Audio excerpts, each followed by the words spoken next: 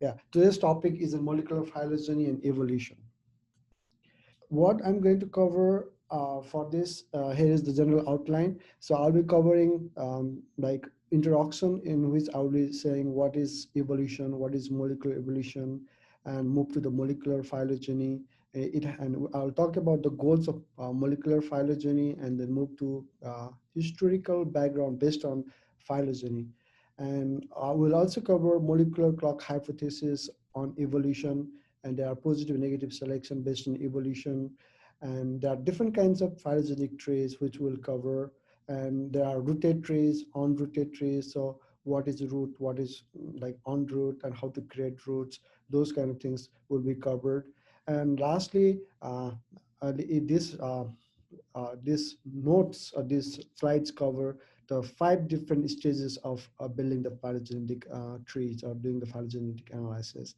In the 5 stages, first being getting the sequences, and then we proceed on to building the phylogenetic tree, and last stage would be to validating the tree, whether it's you build a good tree or not. So we'll cover, and there are many slides to go through. This is a very big topic, so there are many slides here.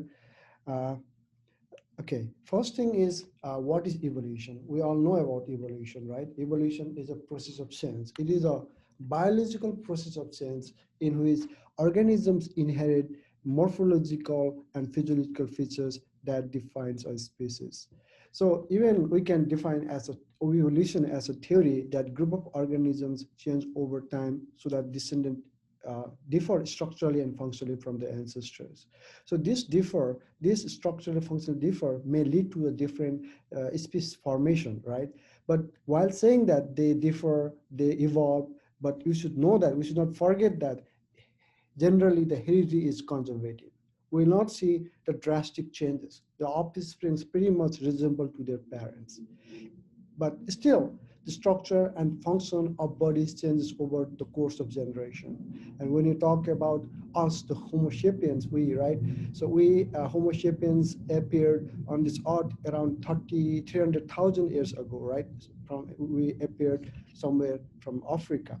And during that time, there were many other species in Homo genus. So there are many like Homo erectus, like Neanderthal, there were many others living side by side with Homo sapiens. And many of these species got extinct, right? Homo erectus got extinct, the Neanderthal got extinct. And if you talk about Neanderthal, like even the cross species between Homo sapien and the Homo neanderthal got extinct, but only Homo sapien survived till now. So if you compare the modern human versus primitive Homo sapiens, then the primitive Homo sapien were they had a bigger head, right? They had a bigger teeth, jaws, and they were much more strong, hardy, hairy skin. They used to live in caves. They were more adaptive to environment, right? But modern humans don't have that features, but they are more smart, intelligent. So we are evolving. Homo sapiens is also evolving. Uh, now, there are 3 main mechanisms by which changes may occur. First one is mechanisms of sexual reproduction, assures changes from one generation to the next.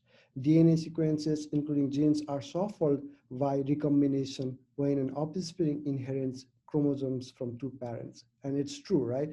So especially in a diploid like us, diploid genome, we have a diploid genome. The one set of chromosomes comes from father, other sets of chromosomes come from mother. So the offspring or the progenies, they are not 100% copy of the one of the parents. They are the mutual. They are the combination of the 2 parents.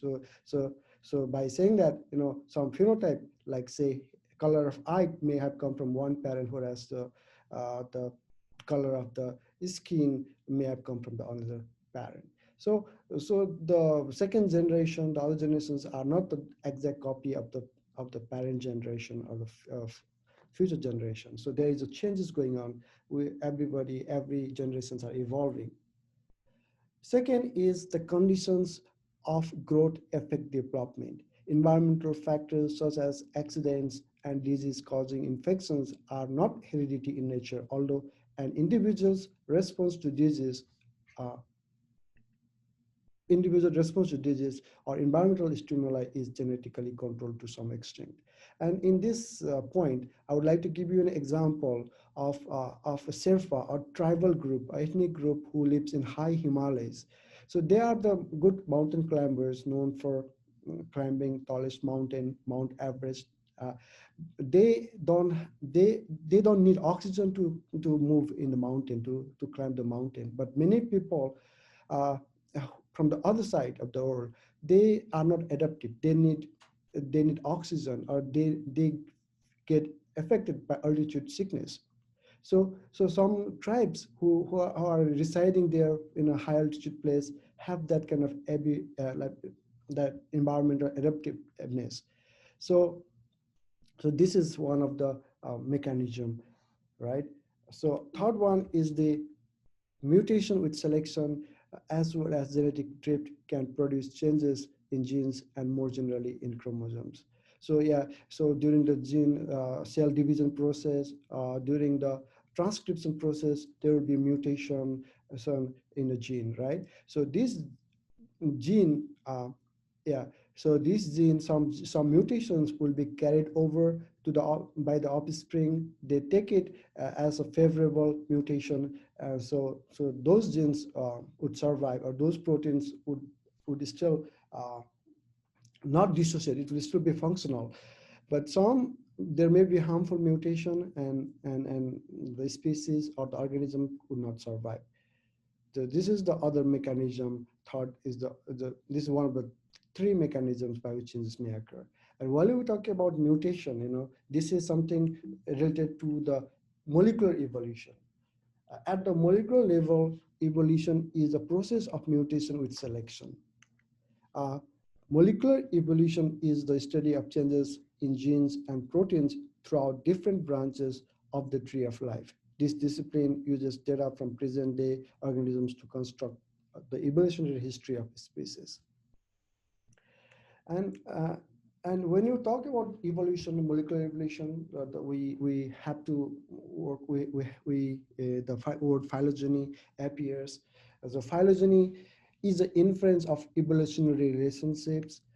Traditionally, people used to use morphological features such as like a number of toes, number of fingers, or having a spinal cord or not, or tailbone. All those things used to use to build the phylogenetic tree, do the phylogeny analysis.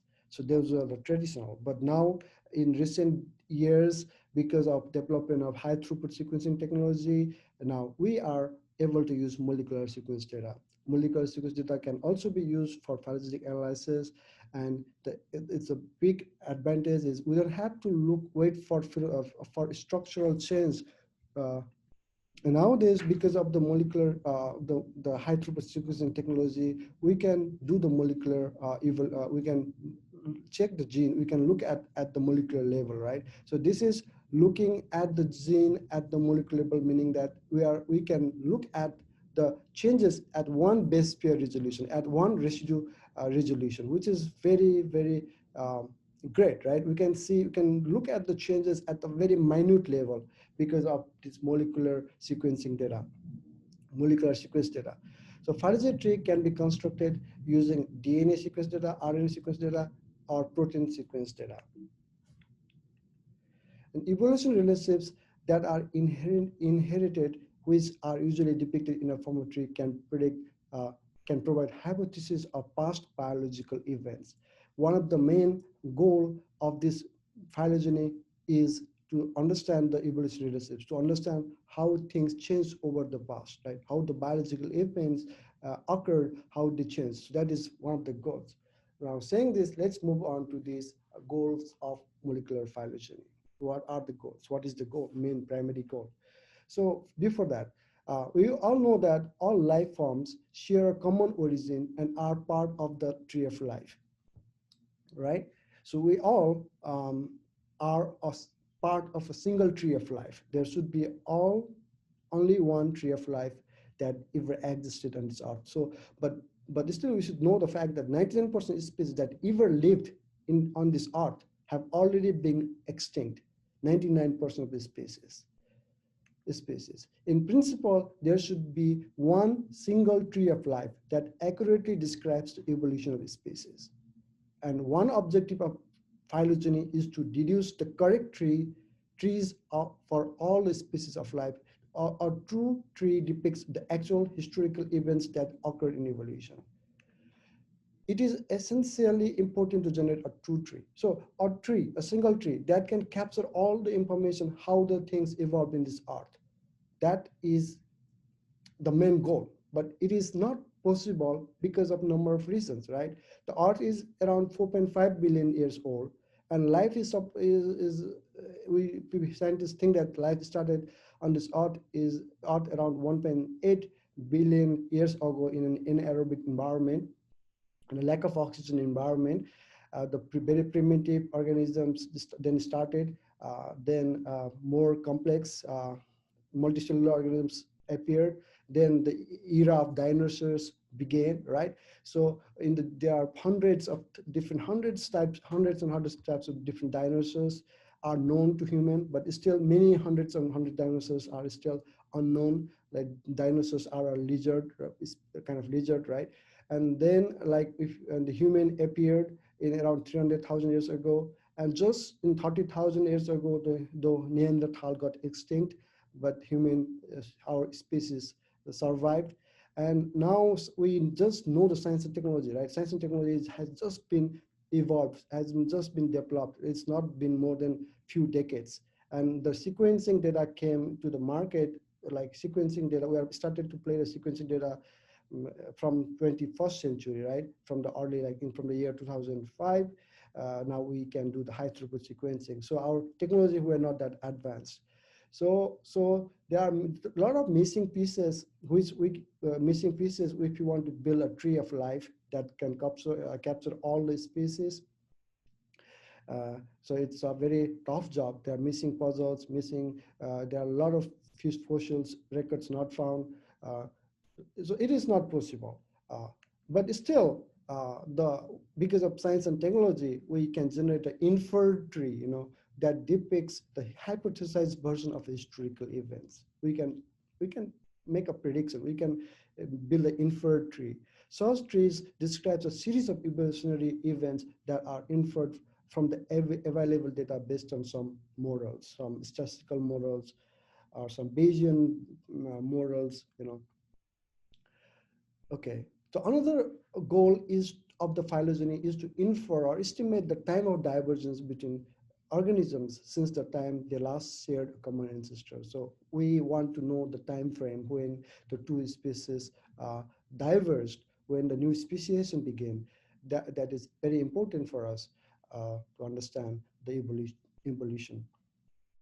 And again, this historically, in the past, like a decade ago or a few decades ago, people were working on features to distinguish different species. Like they were using wings or feather hair. They were using the absence of presence of the spinal cord. They were using some phenotypes to distinguish between species. But now in modern days, we can do the sequencing, we can check the gene, we can distinguish based on protein level, we can distinguish based on gene level, how things have evolved or how evolved in the past. We can know at the molecular level, which is a great advantage for us.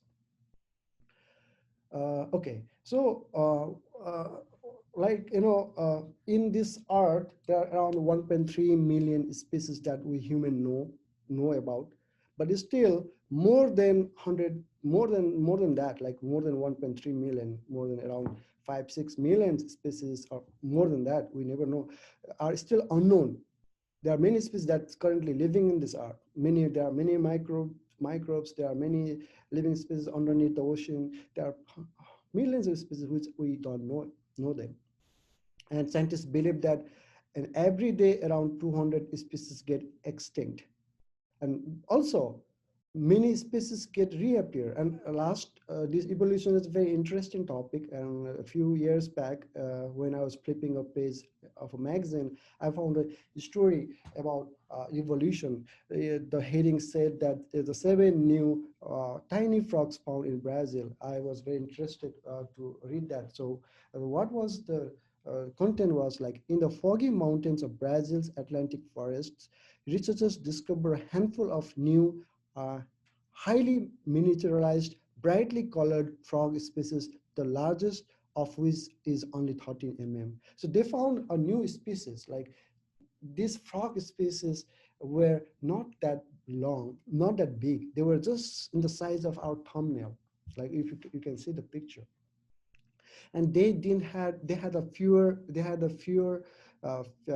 fewer fingers and toes than the usual frog has. And usually if the frog life stage is, it goes from egg to tadpole, then becomes the adult frog. But this species, this small frog, they missed the tadpole state, and researchers believe that because of that, because of missing the tadpole state, the chances, the survivability would be much more higher for this new species. And also, this species had a very high color. They have a very bright color, as you see in the picture. So scientists believe that this also would give them the edge, give them the advantage over for the survivability, because because of predators, their predators may think that they are poisonous, so they may not be eaten because of that. So there are many. So this leads us that there are many species are evolving, the many species are appearing, and also there are many species getting extinct. So that's why this evolution is a very interesting topic. Now moving the uh, back, like, ultimate goal is to find a tree of life, right? For the phylogeny. So based on, like, this figure is based upon phylogenetic analysis of small subunit ribosomal RNA sequences, and there we can see the 3 branches: bacteria, the archaea, and the eukaryotic branches. And this and life is supposed to be originated about 3.8 billion years ago in an anaerobic environment. At that time, very primitive, primordial life form was there.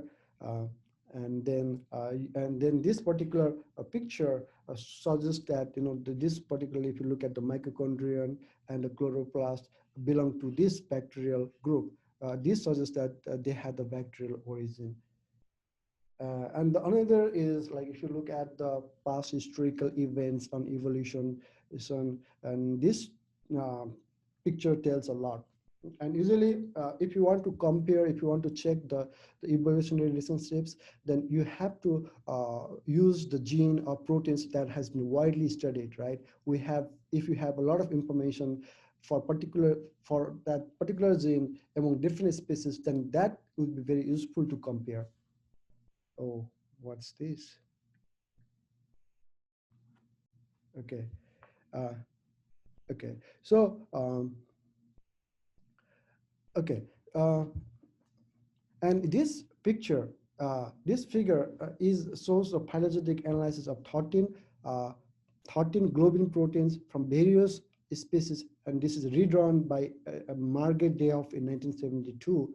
And the globin is used here because globin is widely being studied. Human have identified the hemoglobin in 1930s and myoglobin in 1960s, and still people were working on that. And in the 19th century, the crystallization structure of those globins were identified, and that's why this globin is widely being used for comparative species among different species.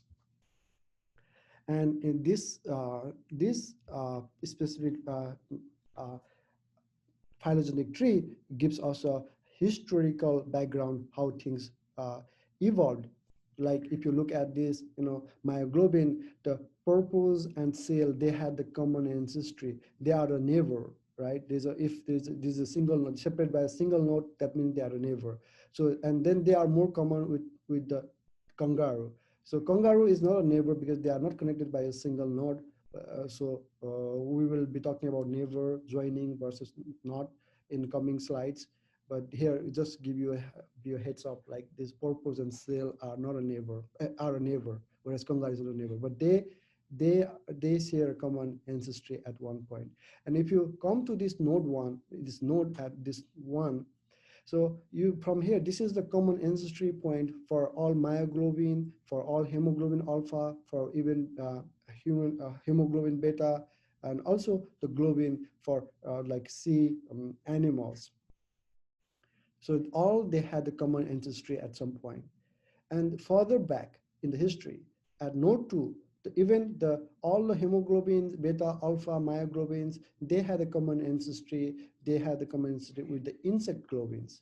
And if you move further back in the history, then all the plant globins like soybean and others, they had shared genes. They had the same ancestral genes. So you can have a look at this. Arrow 2 indicates arrow 2 indicates corresponding to the ancestor, indicates a node corresponding to the ancestor of the insects and vertebrate globin. And this gives you an idea pretty much how things were evolved based on one particular gene, globin. Also, we can know the time when they diverged, when the speciation occurred. Date of speciation usually it would be based on the fossil records, fossil studies. Maybe because of carbon dating, we can find the accurate time. Uh, and this particular tree is from the Margaret Dayoff. She summarized research of globin subfamilies in the context of evolutionary time, and date of species events were inferred based on fossil records.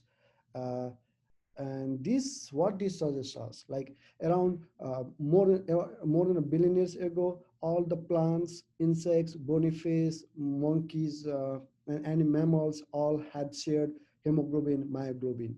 And then around like this time, around 600 million years ago, this plant myoglobin and hemoglobin, they split it apart. And then around this time, around like 2-3 million 100 million years ago, the insects hemoglobin and fish and mammalian hemoglobin, they split it. And then later on, the fish and the mammal split it, and then monkey and mammals, they are pretty uh, close together even in recent days. So an ancestral globin gene duplicated in form of lineage leading to modern fish and humans share a common vertebrate ancestors 400 million years ago. So when you say like MYA in the slide, this refers to million years ago, and if it is BYA, it refers to billion years ago. So don't get confused with MYA unit. It is for million years ago. Okay, and nowadays we can study based on molecular data, right? We can sequence them. We can look at the amino acid sequence. We can have a nucleic acid sequence, and we can compare the differences. We can understanding of molecular evolution by studying the human insulin molecule. So human insulin is also widely used, widely studied. Insulin molecule. Insulin is known for glucose regulation, right? Uh, so it has been widely used for comparing different species.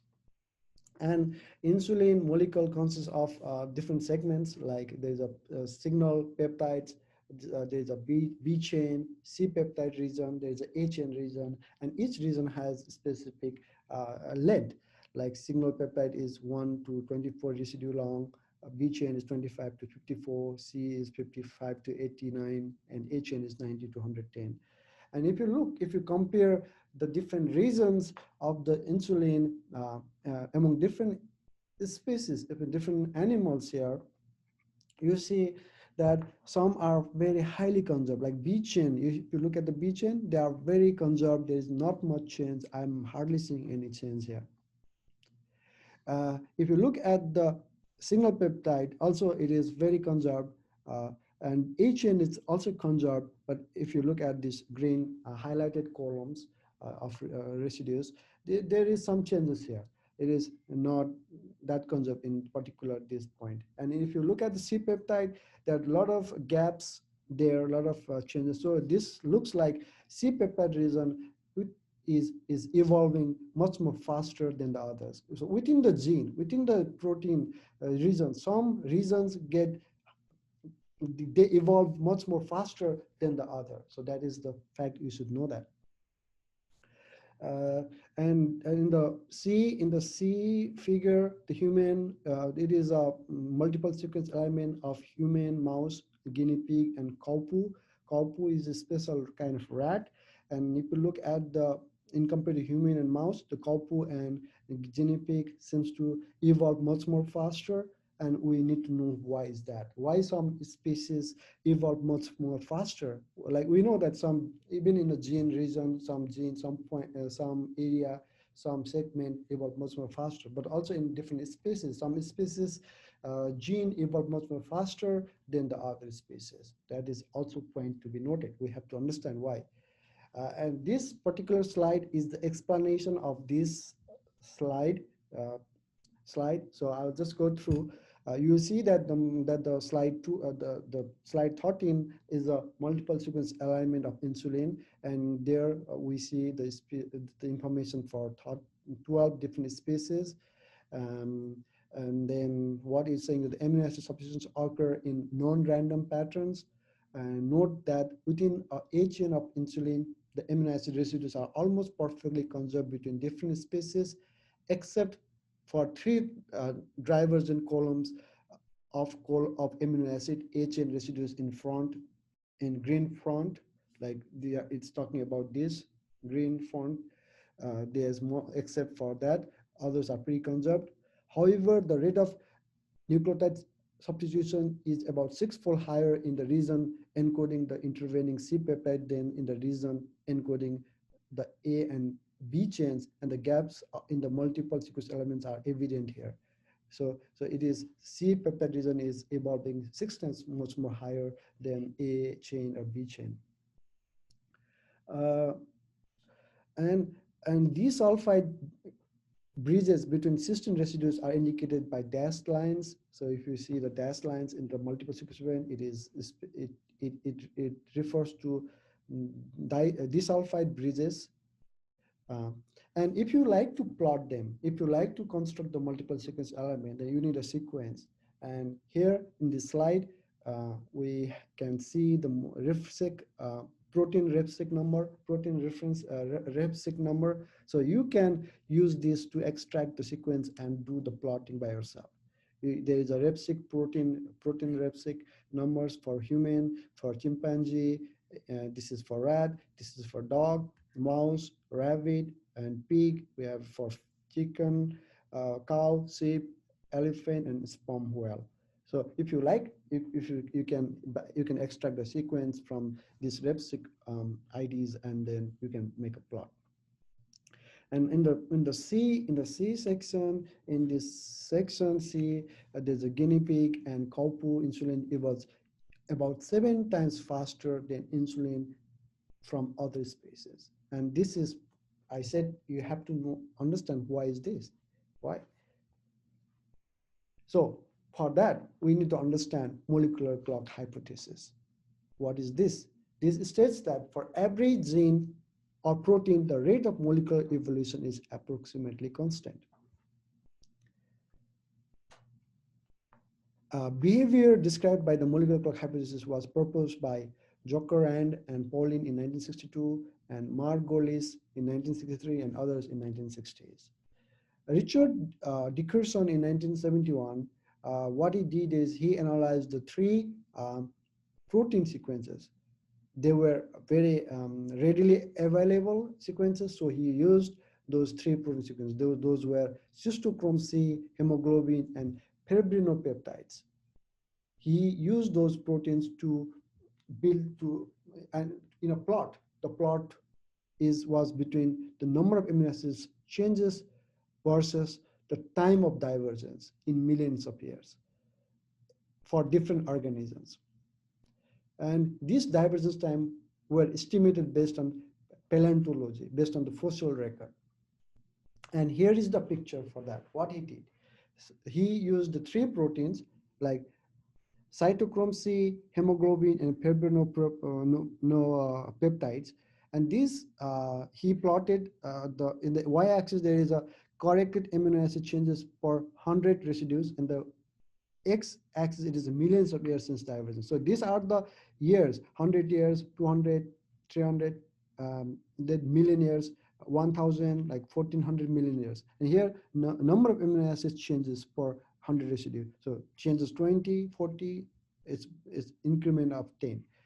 And what he saw is like, and these arrows this refers to time of divergence of various organisms. Arrows are estimated primarily from fossil evidence. So around this dot is from the time around 1200 million years ago, plants and animals, this cytochrome were diverse between plants and animals around 12 million years ago. And then in the vertebrate insects, they were diverse around 600 million years ago. And these are the and yeah, and then around like 210, 20 birds and reptiles cytochromes were diverse. Uh, so what this picture shows us? This picture shows us that the cytochrome has a is evolving at a very slow rate, right? In compared to fibrinopeptide. If you look at the fibrinopeptide, within the very short time, they have going through much more changes. It's a very high changes, whereas this cytochrome is evolving much more slower. They are taking a longer time to evolve to to evolve. And hemoglobin is in between these two, in between two. They are. It is not going as high as peptide, but it is also not going as slow as cytochromes. And one interesting fact which we can notice from this figure is that the rate of change is constant. Rate of change is is is in a straight line, right? Is constant. Rate I'm talking about rate of change is constant rate. So if you look, because of the straight line. Okay, a comparison of the number of amino acid changes that occurs between proteins versus the time since the species diverse reveals that individual protein families evolve at distinct rates, at different rates.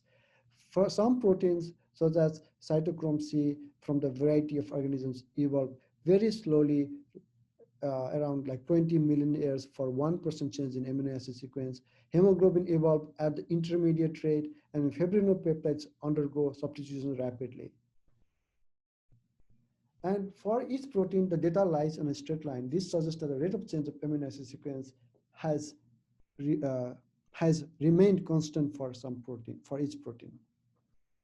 Observed variations in rate of change between protein families reflect functional constraints imposed by natural selection. Molecular clock hypothesis does not apply to all protein, and a variety of exceptions have been noted.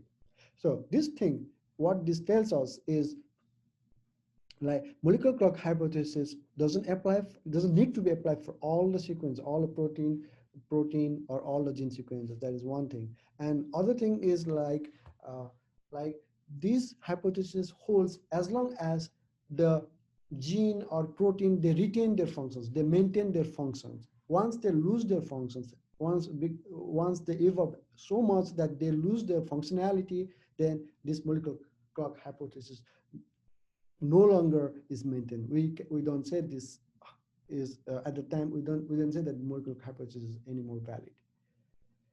Rate of molecular evolution varies among different organisms.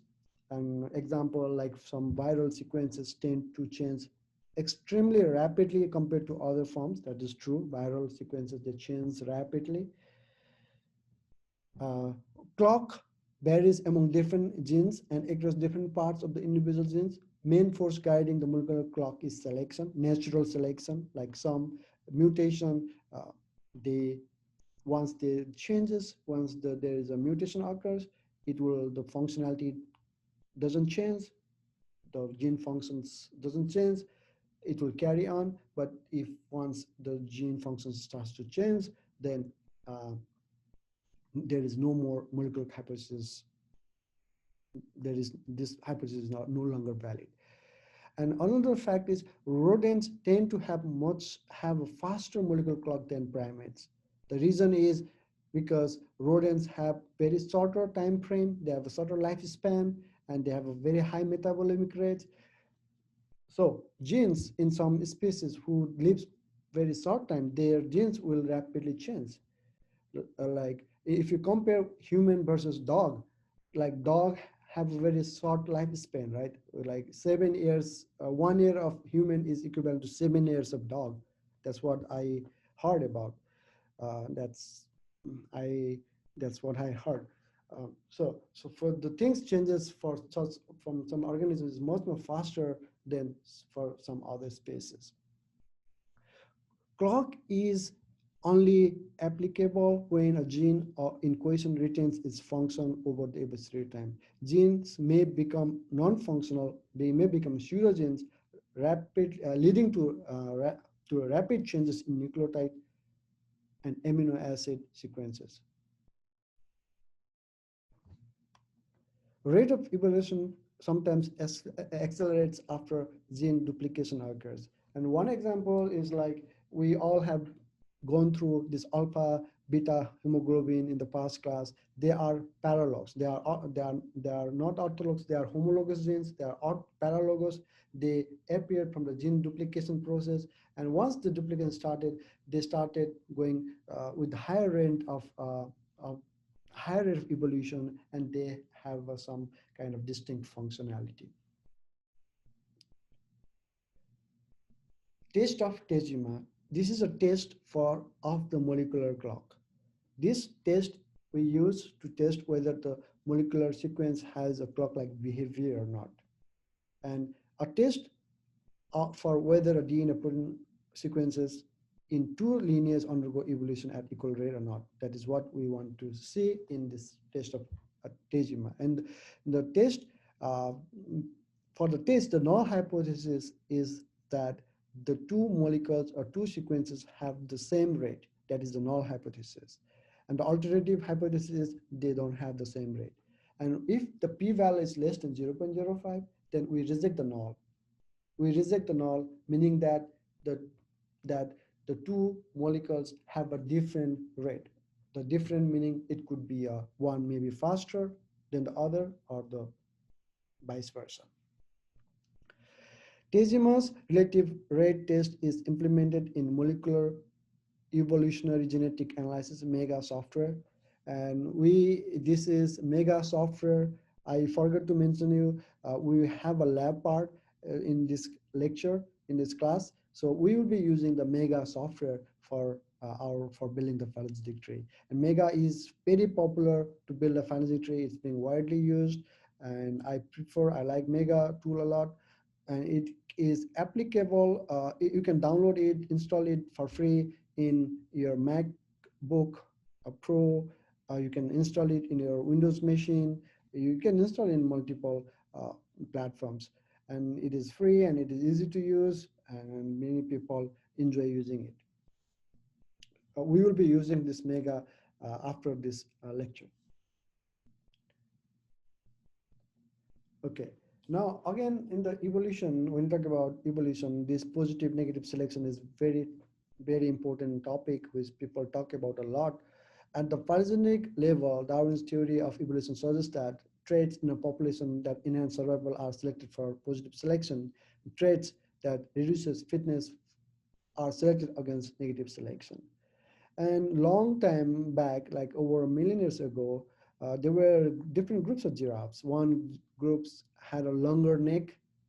They were able to reach to a higher foliage, and they were able to get enough food. They were able to reproduce more successfully, uh, and so they survived. But there are other groups with having a shorter neck groups members, they could not survive. So here the height is known as a trait for positive selection.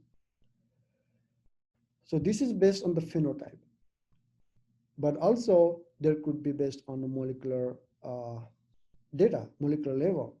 At the molecular level, the conventional evolutionary point of view is that positive or negative selections also operate on DNA sequences.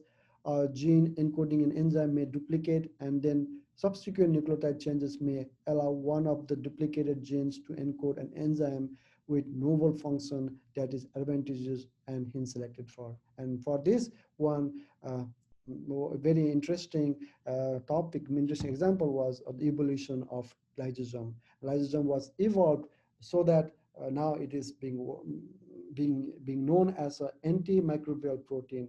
It is it is found in the source such as milk, saliva, tears that protects from virus or from microbes. And when you talk about molecular mutation, molecular sequence data, we can see the SNPs, right? This is the multiple sequence alignment based on amino acid data, and this is based on the uh, nucleic acid data. So this is protein level. The below is the DNA level. And I have been talking about like what are the advantages of aligning DNA level sequence versus protein level sequences. In some part, DNA level is more advantageous. In some part, in some conditions, protein is more better. Protein sequence alignment is much more better. Protein sequence alignment is much more better when there is less divergent. Whereas there is yeah, when there is a higher, okay, so when the sequence have very divergent, when there is a very divergent, then protein is better. When there is a less divergent between the sequence, then DNA is better, right?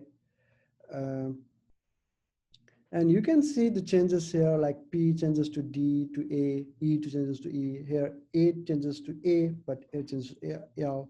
Like even if you look at the DNA level, this GGC changes to GCT, which is AA, right? Alanine, alanine. There is no change in the protein level, but DNA level we can see the distinction here, C to T. So if there is a uh, uh, if there is a less divergent, then this would we can, if you use DNA label, we can capture more information. And also you need to understand there is a synonymous substitutions, non-synonymous substitution. Synonymous substitution meaning that there is a no change in the amino acids, uh, but in non-synonymous meaning that there will be a change in the amino acid substitution. And also one thing is, you know, you can, if you are using a DNA sequence level, like there is a, we can also use the UTR regions. The UTR, if you are using the UTR regions, then it cannot be converted into protein. You should understand that. If you're using the sequence, the coding regions, then you can convert it into a protein sequences and do the alignment. But if you are using the UTR regions, there's no point, you should not try to convert it into the amino acid sequences. So yeah, often the DNA sequence is more informative than protein in phylogeny analysis. In the, for example, in capturing the UTR regions or the promoter regions, or there are so many other, like there is a intergenic regions. If you want to capture that, then for those reasons, DNA-based phylogenetic analysis is very informative. Now, let's move on to the properties of trees, the phylogenetic trees.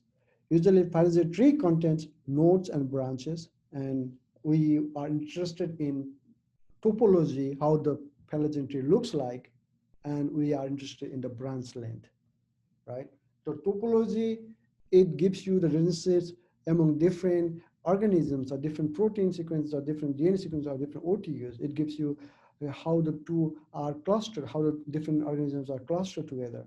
Topology shows the common ancestor of two homologous protein sequences. Whereas the branch length, the length gives you the idea about degree of relatedness of the two objects or two proteins or two species in a tree. And degree of relatedness, and also we have seen that the degree of relatedness can be a distance, it can be a time frame, the time of divergence too. This is a picture of phylogeny tree. Um, Usually it contains the branches and nodes. And if you look at this, the branches are also called edges. These are the branches, right? And these are the nodes. Nodes are, these are internal nodes. This is internal node, this is internal node, and these are the terminal nodes. The external nodes is A, B, C, D are the terminal nodes.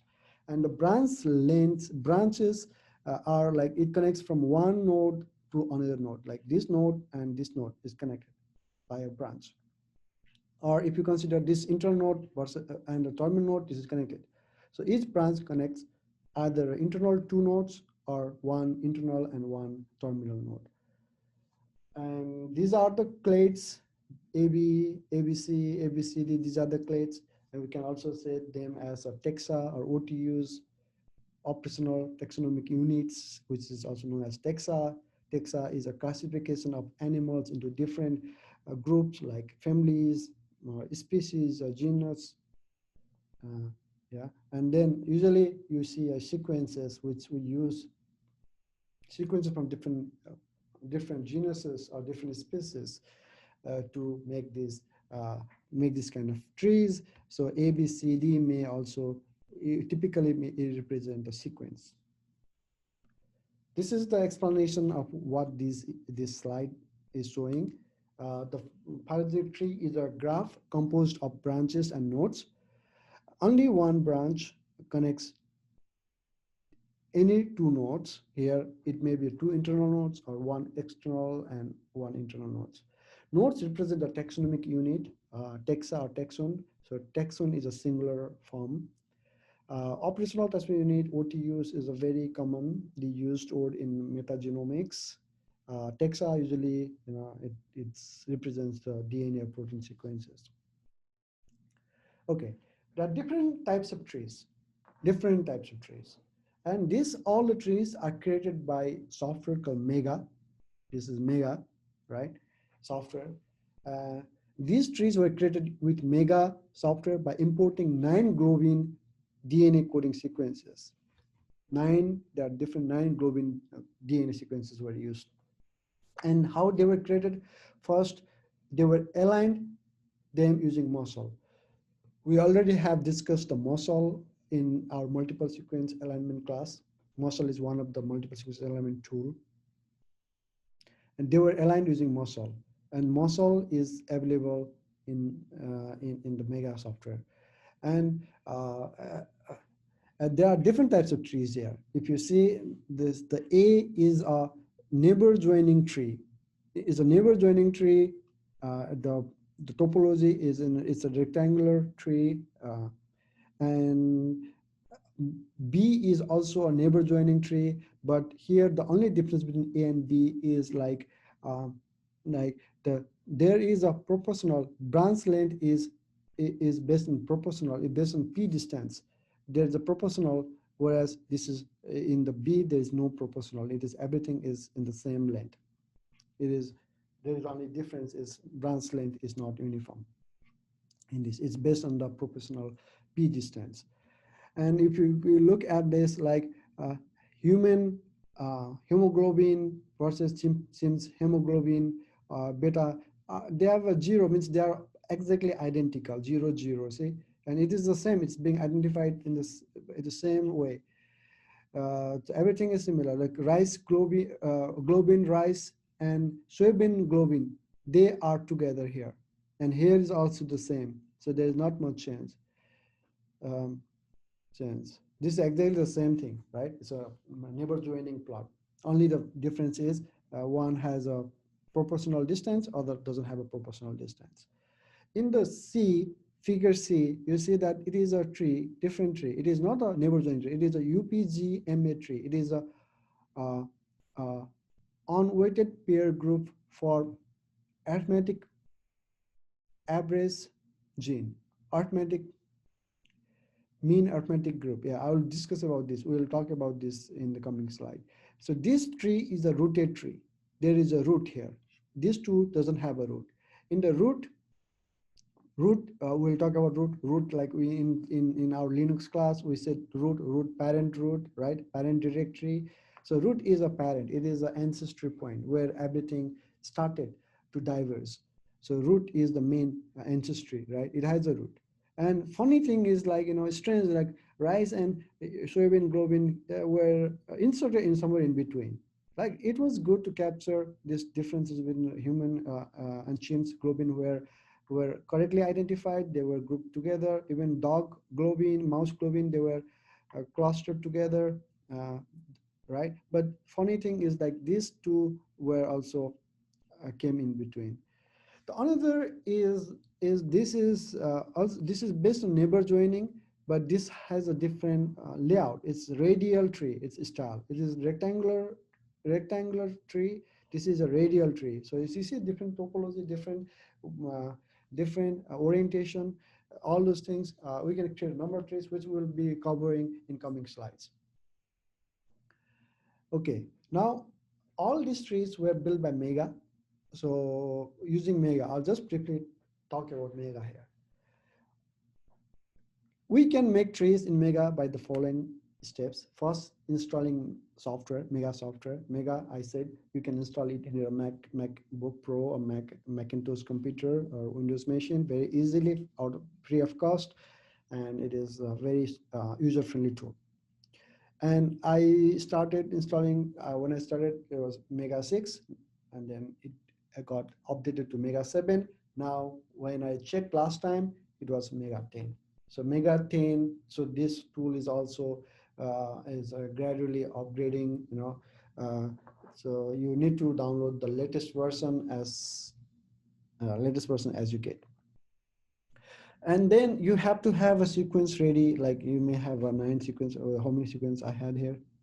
This is a nine. Let's say you can have a 9 sequences or any sequences you want to create. Then you just select the align. Go to tab, align, and then here select the edit, build alignment. Then select the create a new alignment, and then select the DNA or paste the sequence into the alignment explorer. Then you need to select the alignment. You need to do multiple sequence alignment. So you go to tab, find alignment in the tab, and then align by muscle. Muscle is a tool. Beside muscle, there may be another tool out there too. You don't have to just stick with the muscle multi-sequence alignment tool. Next is keeping the default options. Like, you can change the default setting or you can change it. It's up to us. Then you can set the alignment in different format. You can also export the alignment in mega format. The image is a mega format. You can also build a phylogenetic tree. Once you have the multiple sequence alignment profile built, then you can select the phylogeny and then choose the option construct tree neighbor tree. There are different options of choosing. One is neighbor joining, other is UPGME, other is like maximum likelihood method. There are so many other methods which we will discuss, but you pick the method, and then once you hit OK, then the computer starts to compute and generate the phylogenetic tree. And you'll be seeing this kind of dialog box. This is the layout of the screen shot of the tool itself, and this like they are like you can explore, align, tab, models. And different, there are different, even clock here, rates here, selection here, ancestor. There are so many things to explore, which I haven't got a time to explore everything. This, by the way, this screenshot is based on the old version. The new version may have, it looks like a pretty much similar. May have a little change here and there in layout, in color, or in some way, but most majority of things is there. And you just hit select align, and then you select how you want to align, which sequence you want to align, or if you don't have the sequence, then you can upload it, import it from your desktop. And then once you get the sequence, then you will see this kind of icon, which is here shown by the arrow 2. Once enter the data, it can be viewed by clicking on this. And then you can like see, if you are ready to build a phylogenetic tree, just select this phylogeny, and then you can see the construct. You can choose any of the options here. maximum likelihood tree, you want maximum likelihood tree, you can create maximum likelihood. If you like neighbor joining tree, you can click here.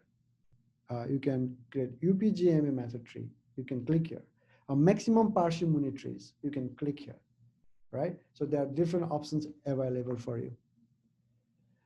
This is just like when you start clicking these tabs here, you will get the pop-up windows for information. This is the editorial, alignment editorial. If you want to retrieve a sequence from a file, you just click this option. If you create a new alignment, you create this options. So, and also for building the phylogenetic tree, when you create the phylogenetic tree, when you select this and select one of the options, you will get this kind of dialog box, this kind of pop-up box. Here you can select the different parameters, or you can let it be default. Uh, so analysis options for making a neighbor joining tree. Here is since we can select since we select the neighbor joining tree, it will neighbor joining will appear here, and then you can also assign whether you want to test your tree or not. If you want to test your build tree, then you have to select the bootstrap method, and then how many replications you want, maybe 100, maybe 1,000 or 500. So more higher the number, higher the replication, it will take longer to compute. And there are different points which you can explore by yourself. Okay, uh, tree roots. Tree roots. Phylogenetic tree can have a root representing the most recent common ancestor uh, of all the sequence. There is a chat here. Okay, okay. So tree roots. Roots can be, trees can be a root tree or not a root tree. Trees, like we have seen, a rooted tree, non-rooted tree. Phylogenetic tree can have a root representing the most recent common ancestor for all the sequences. Yeah, when you see the root, then we understand, oh, this is the parent, this is the common ancestor. Otherwise, we don't know it, right? If one assumes a constant molecular clock, then time and distance are proportional. The direction of time moves from oldest to at the root to the newest at the OTUs.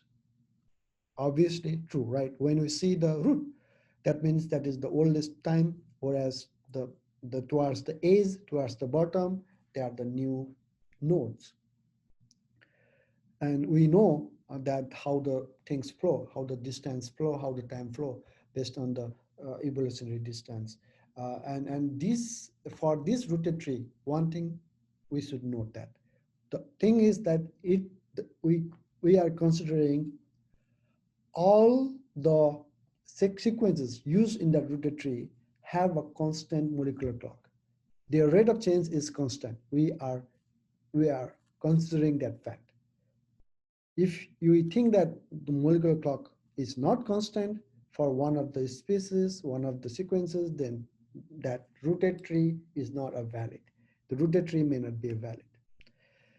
Often the root is not known today, and some tree making algorithms do not provide conjectures about placement of a root. Obviously, right? We may not know which one came first, which one evolved first, which one, uh, whether the hemoglobin came in a rat, in a cat or a dog, which came first, we may not know, right? So just an example, so in that case, when we don't know which one is came first, which one should be a primary node, which one should be a more higher node. In that case, how to fix it? There are many scenarios, many cases where we may not know where the root should be, right? So alternative of a rooted tree is an unrooted tree. Obviously, if you don't know it, simplest solution is make an unrooted tree. In that unrooted tree, we will see the relationships. We can see these sequences are close, and other sets of sequences are close to other sets. We know how the sequences are different, how sequences are clustered, but we never know which came first, and then how we don't know the flow of the time. We don't know the flow of the evolution, but we know the groups.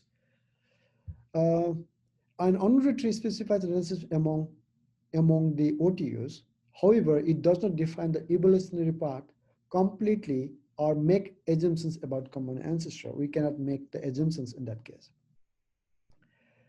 Okay, if you think, okay, I have an unrooted tree, I want to make a root. I mean, I like the root. If you say that, then how to do that? There are two ways.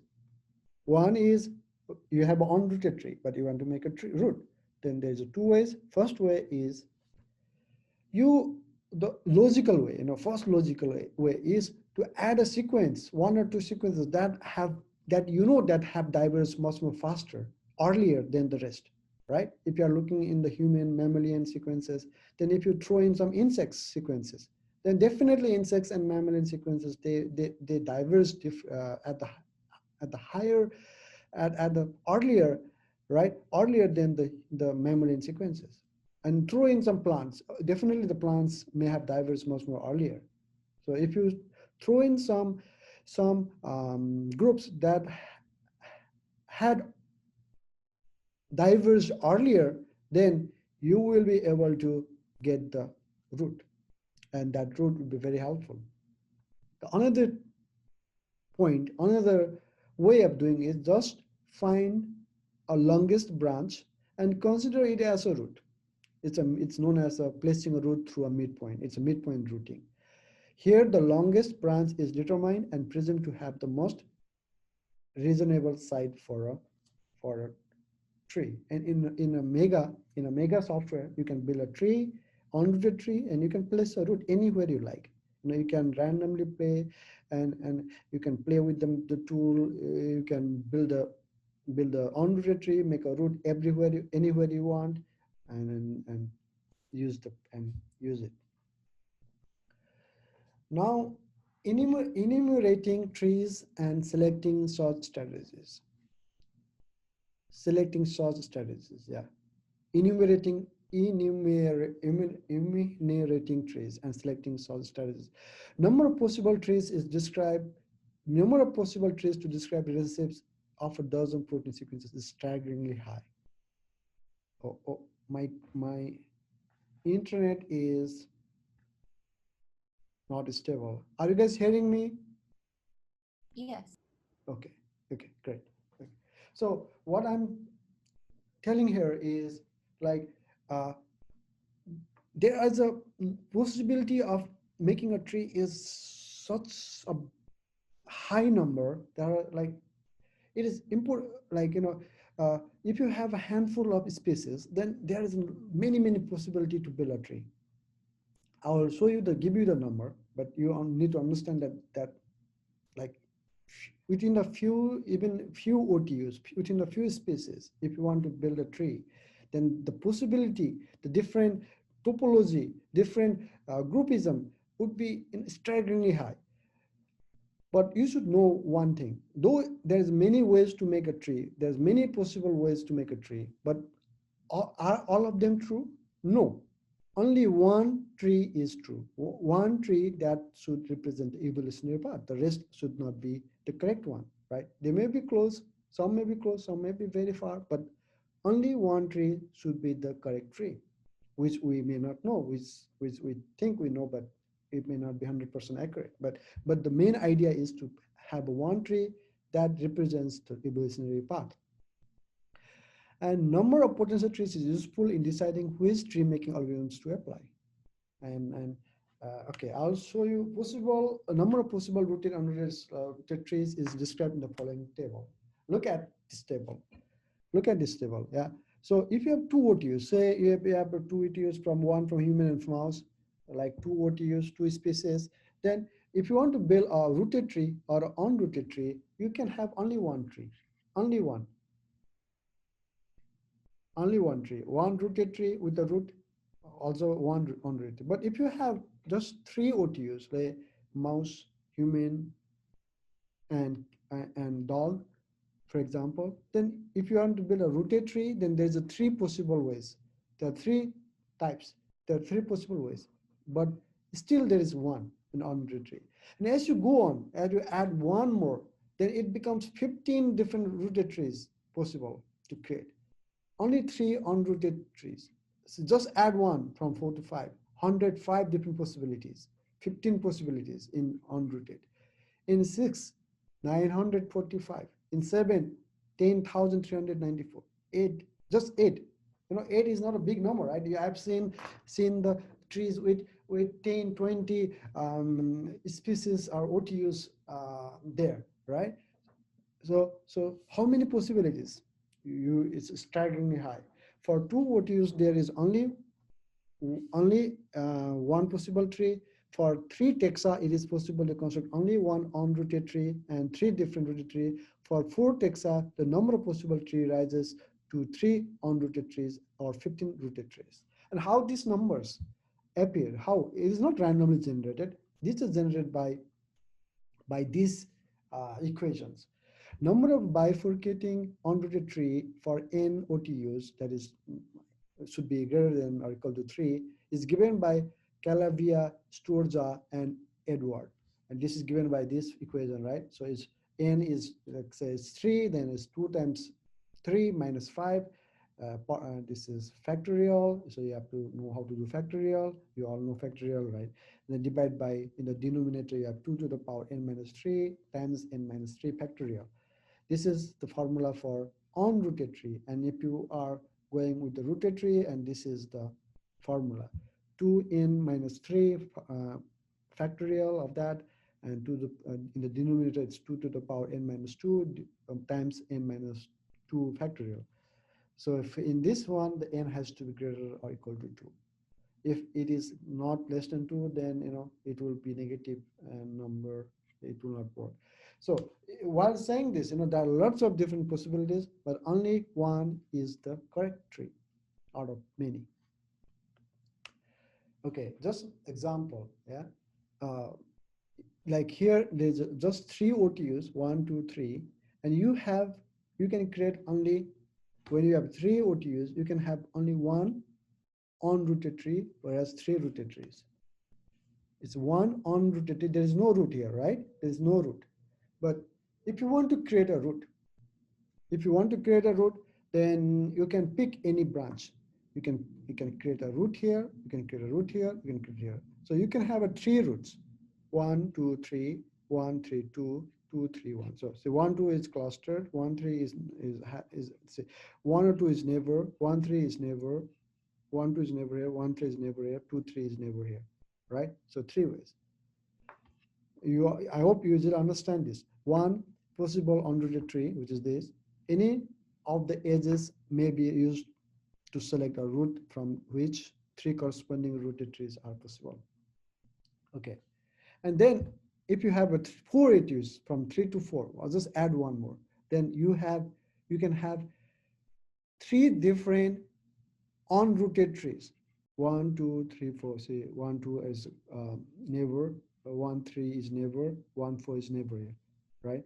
So this is a root. And for rooted trees, you can have 15 different possibilities. You can have a root here. You can have a root here. You can have a root here. Like, you can have a root. If you look at this, there's 15. You can try on your own. Okay. So 15 possible rooted trees. Only one of these is a true tree, in which the topology accurately describes the evolutionary process by which these sequences evolved. Now, this is the last part. A very important part. Now we are covering the 5 stages of phylogenetic analysis. Sorry.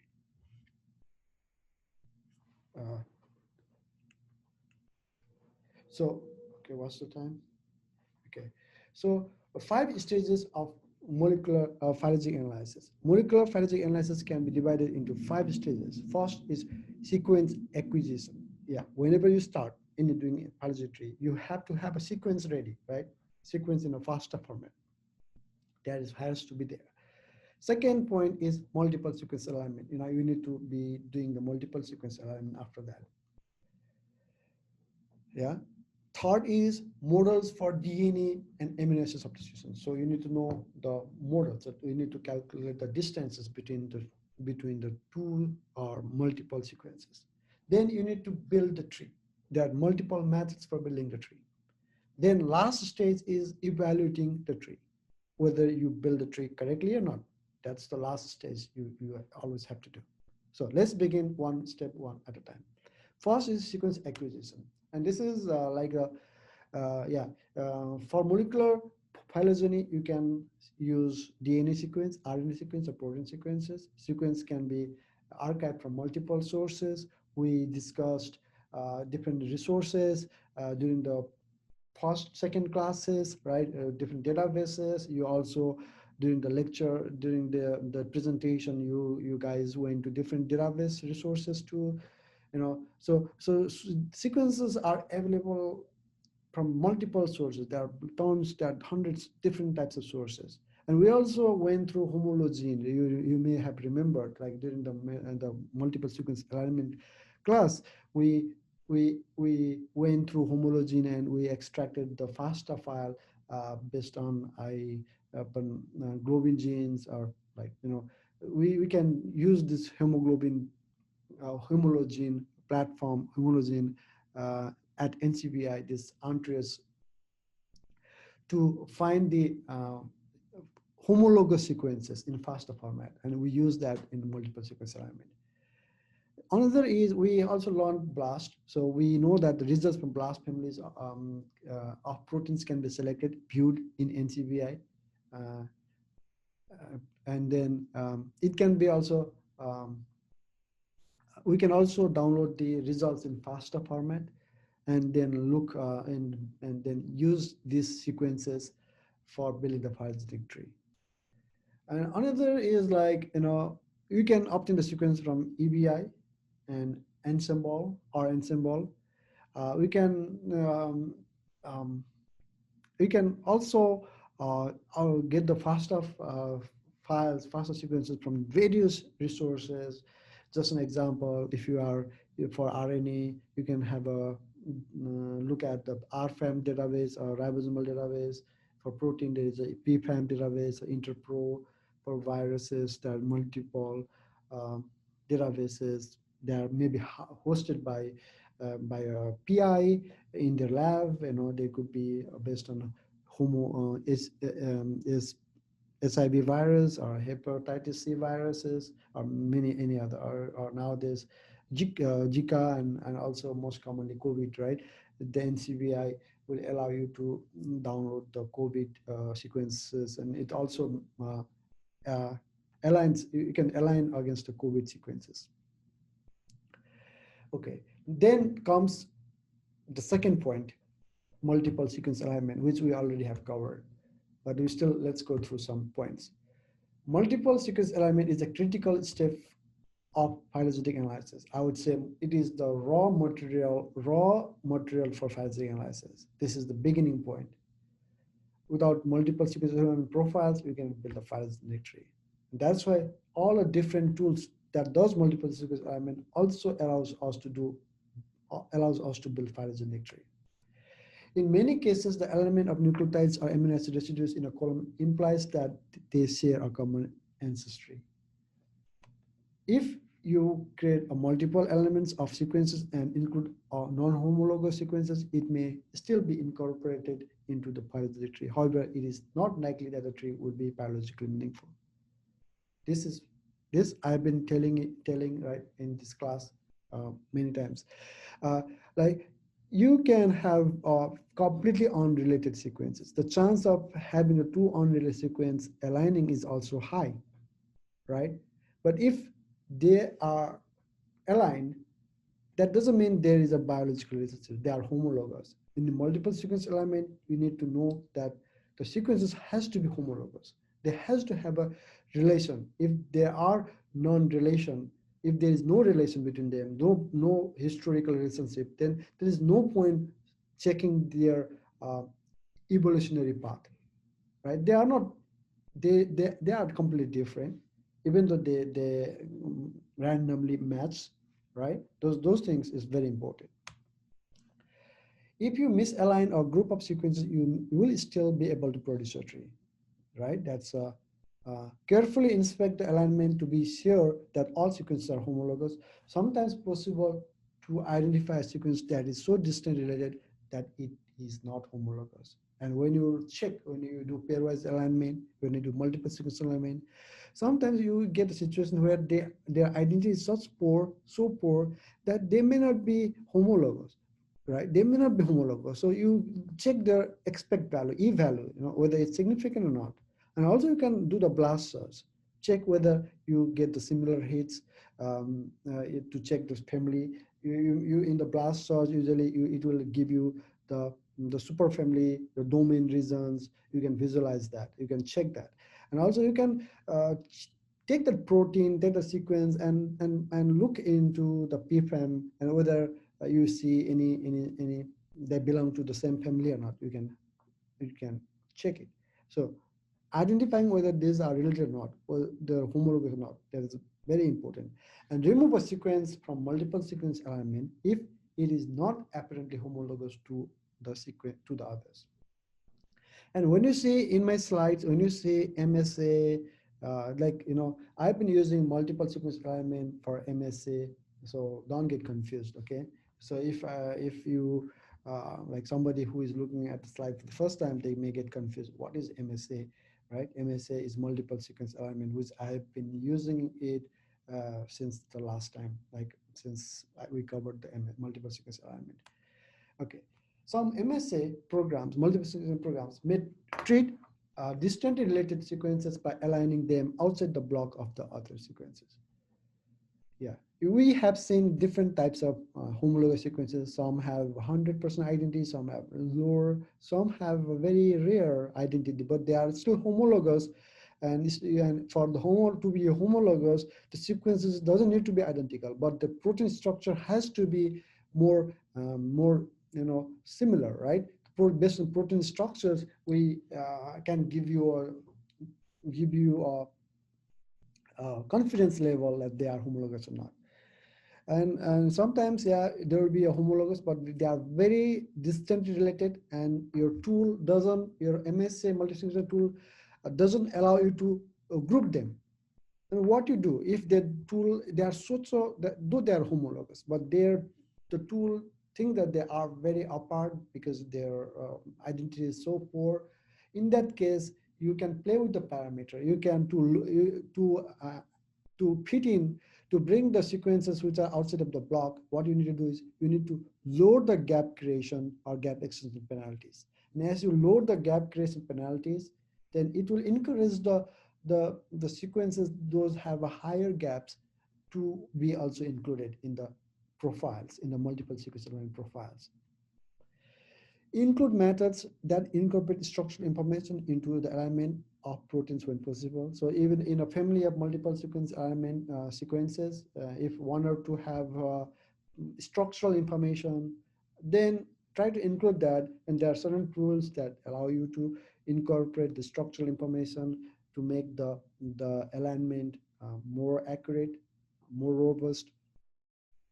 In some cases, a group of proteins share a domain but are unrelated outside the domain. In some cases, a group of proteins share a domain. Yeah, yeah. So when you look at the multiple sequence alignment, so domain may be more identical, more better. Outside the domain may be unrelated.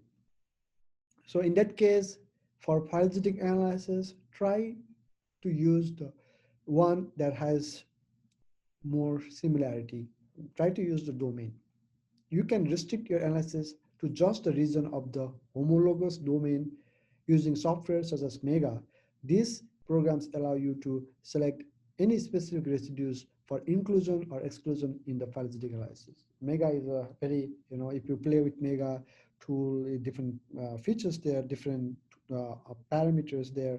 And by selecting, you can you can select just the residues, certain section of the sequences for building the files. You don't have to go through the entire length to length, end to end sequences for files. You can just select the piece of it, just piece of it.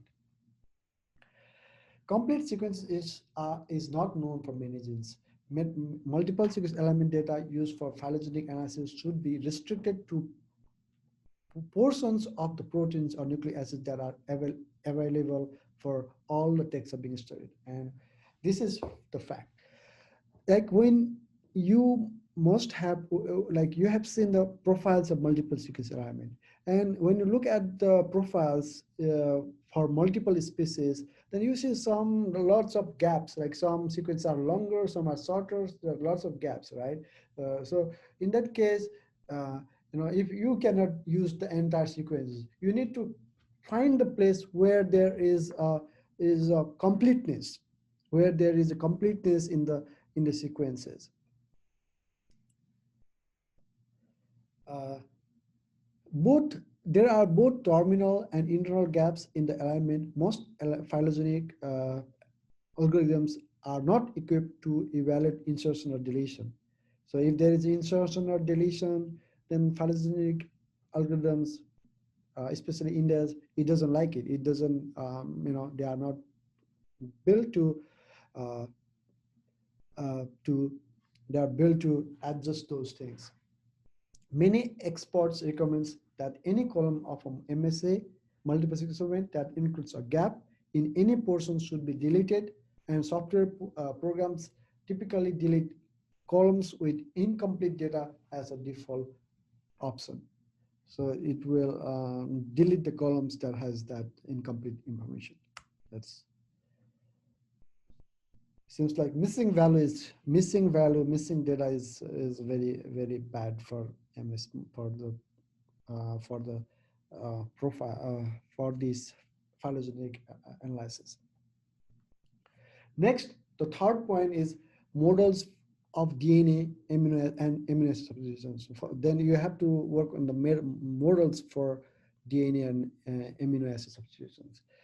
Phylogenetic analysis rely on models of DNA or amino acid substitution. Simplest approach to defining the relatedness of a group of nucleotide sequences is to align sequence pairs of sequences and count the number of differences. And here is the example. Like this, if you look at this formula here, we need to get the distance, right? We need to calculate the distance, how far apart the two sequences are. And say if n is the number of the length of the sequence, n, capital N, and the small n is, like, say, the how many sites they were different. Like if the length is 100, then there were like 5 of the residues were changed. Then 5 times 100 times 100 will be, distance will be 5. So this is a very easy way, is a very intuitive way people can easily understand how this distance is being calculated. Divergence, degree of divergence is called is sometimes called the Hamming distance. So this is a Hamming distance. Very easy to understand, right? Hamming distance is simple to calculate, but it ignores a large amount of information about the inverse relationships among the sequences. Character differences are not the same as distance. The distances between two sequences are easy to measure, but the genetic distance involves many mutations that cannot be observed directly. Like in nature, when you see, like in a nucleotides, if you see A change to T, you see A to T, but it may have changed from A to C to G to T, right? You not see all those changes. You see A to T, but in between there may have multiple changes, or it may have been A, T, A, T, and then G. So you see A and G, the final, but there were many repeats. You not see that. So in nature, things sometimes are not as easy as you see. And Mega software, like it uses the Poisson correction. It thinks that those kind of residue changes, the mm, the random occurrence of events can be described by the Poisson distribution. So Poisson distribution is given by this equation here. This is a Poisson distribution, but I'll not be covering because this is mainly based. This should, it will be mostly covered in the statistics classes. So I'll just let it be. But here, there is a software.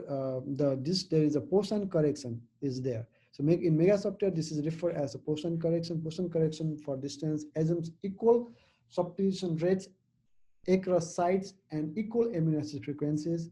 And how it's been calculated? So d is a distance minus log of 1 minus p. So p is a proportion of residues that differ. Then you do 1 minus p and then log of it, then minus, then you get the distance. So you see Poisson correction, okay? Okay, now here is the different this is a different models. One is you see the number of differences in A, you see B is P distance, C is Poisson correction. How they are different, it's very interesting to know. Number of, and this is the all the different amino acids sequences, and this is the this is in a lower triangular format, right? It's a matrix, but it's a lower triangular matrix. In this lower triangular matrix, like if you want to know the differences between 1 and 2, then there's a 19. This is the difference. So if how to read this? So this is there's a 13 globin genes. So number of amino acid difference per sequence is displayed based on pairwise analysis of 13 globins. So this is the pairwise analysis of 13, 1 to 13 globins from different species. So this is 13 globins, and if you want the pairwise scores, pairwise alignment scores, and from 1 to 2 there's a 19, from 1 to 12, 1 to 3 is 12, and this is 10 to 11. So if you compare between these two, so I hope you know it right now. Okay, and then some are highlighted in red. This one is highlighted in red, and this one is highlighted in green. And this is the green, meaning that they are closely related globins. This 10 and versus 11 is a close related. There's only 8 residue differences. Whereas the red, meaning that it's highly diverged, like there is a distance is 90. It's hard to read here. It's around 98. Okay, I think I need to input the resolution. So the main idea here is like higher the score, the distance, they are more diverse, and some are less diverse. So this is a distance-based model. Evolutionary evolutionary divergence was estimated using the p distance options to calculate the number of amino acid differences per site. So this is based on p distances. And this is based on the evolutionary distance. Evolutionary divergence was estimated using the Poisson correction. This is Poisson correction, this is p distance, this is the Hamming distance. And one fact, though you see a different numbers here, one fact is they are very related, correlated. If there's higher, the number is higher, the p distance and Poisson correction is also higher. If one is smaller, all the are smaller. Um, effects of again, this is like the effects of differing models of amino acid substitutions on phylogenetic tree. 13 globin proteins were used to build a phylogenetic tree. This is a neighbor joining tree. This is a neighbor joining tree. It's not a rooted tree. This is neighbor joining tree, right? And this is also neighbor joining tree. Only the difference is one is with p distance correction, another is with Poisson correction. And these are all the values like 0.19, 0.18. This is based on p distance correction, and this is based on the Poisson correction. And okay, the tree were created using a mega software. These both trees were created using a mega software, and and if you see, look at this, the distance and this Poisson, no matter what p distance or Poisson correction is, you see the same kind of information, like a human alpha globin for horse and dog are same, are close together. Alpha globin, horse and dog are like grouped together. Uh, like insects globin and soybean globin, they are like away from the other. And here is also the same globin, soybean globin, insect globin, they are together, but they split it for, earlier than others, right? So you can see that these are neighbor joining. So this is not a rooted tree. This is not a rooted. There is no root there. And one thing you see beside this, you see the p distance correction and Poisson correction. You see the red numbers there, right? You see 100, 69. These are the bootstrap ballots. Bootstrapping was performed using 100 bootstrap replicates to identify the percentage of instance in indicated in red in which bootstrap trees support each clade in the inferred tree. So you see, I will be discussing about the bootstrap in the very last, uh, at the very last slides. So you see, these are the bootstrap pattern. Okay, now after models, after models, the, the fourth is tree building method. There are four different methods for building tree, making tree. One is a distance based. Second is maximum parsimony. Third is maximum likelihood, and the fourth is Bayesian inference. Distance based method, it's based on the pairwise alignment of the sequences. And the distances shows the degree of relatedness between the taxa, between the group of organisms. Second is the maximum parsimony. Parsimony is based on the shortness in branch length. So it is a character-based methods in which the columns of residues are analyzed. So multiple sequence alignment profile is very important here. So it looks at the profiles, multiple sequence alignment columns, each columns very carefully. And it looks for the shortest trees with the shortest branch length that can count for the observed character differences. And third and fourth is maximal likelihood and Bayesian inference. Those are based on statistical approach. These are more robust, but it's more computationally intensive methods. And these model-based statistical approaches in which the best tree can be accounted for the observed data is inferred. Okay. Uh, the popular software for making phylogenetic trees are Mega. Number one, Mega, right? There's a POP, PAUP, POP, phylogenetic analysis for using parsimony. There's a PhyLip, phylogeny inference packages. There's a tree puzzle, implements a maximum likelihood methods, which is a model-based approach to phylogeny. Then Mr. Bayes is very popular. It is based on Bayesian approach. It estimates Bayesian estimates of phylogeny. Another model-based approaches. Mr. Bayes estimates a quantity called the posterior probability distribution, which is a probability of a tree condition on the observed data. You may have used, beside this, there may be many other, there are many others methods. You may have used different other methods, right? But these are the methods that I have here. All are extremely versatile and offer a broad range of approaches for making tree. Now let's move on to this distance-based, and then I'll move on this distance-based, maximum parsimony, all this. I'll briefly talk about these four different methods. Okay, distance-based methods. It first is we look at the pairwise scores between the two sequences, right? Begins the construction of a tree by calculating the pairwise distances between molecular sequences. A matrix of pairwise scores for all the aligned proteins or amino acid sequences is used to generate a tree. Goal is to find a tree in which the branch lengths correspond as closely as possible to the observed distances. So goal is to find the group that are closely related, and then that closely related will form a group, and then we add on, right? That's the goal in the distance-based method. And in the distance-based method, there are two different approaches.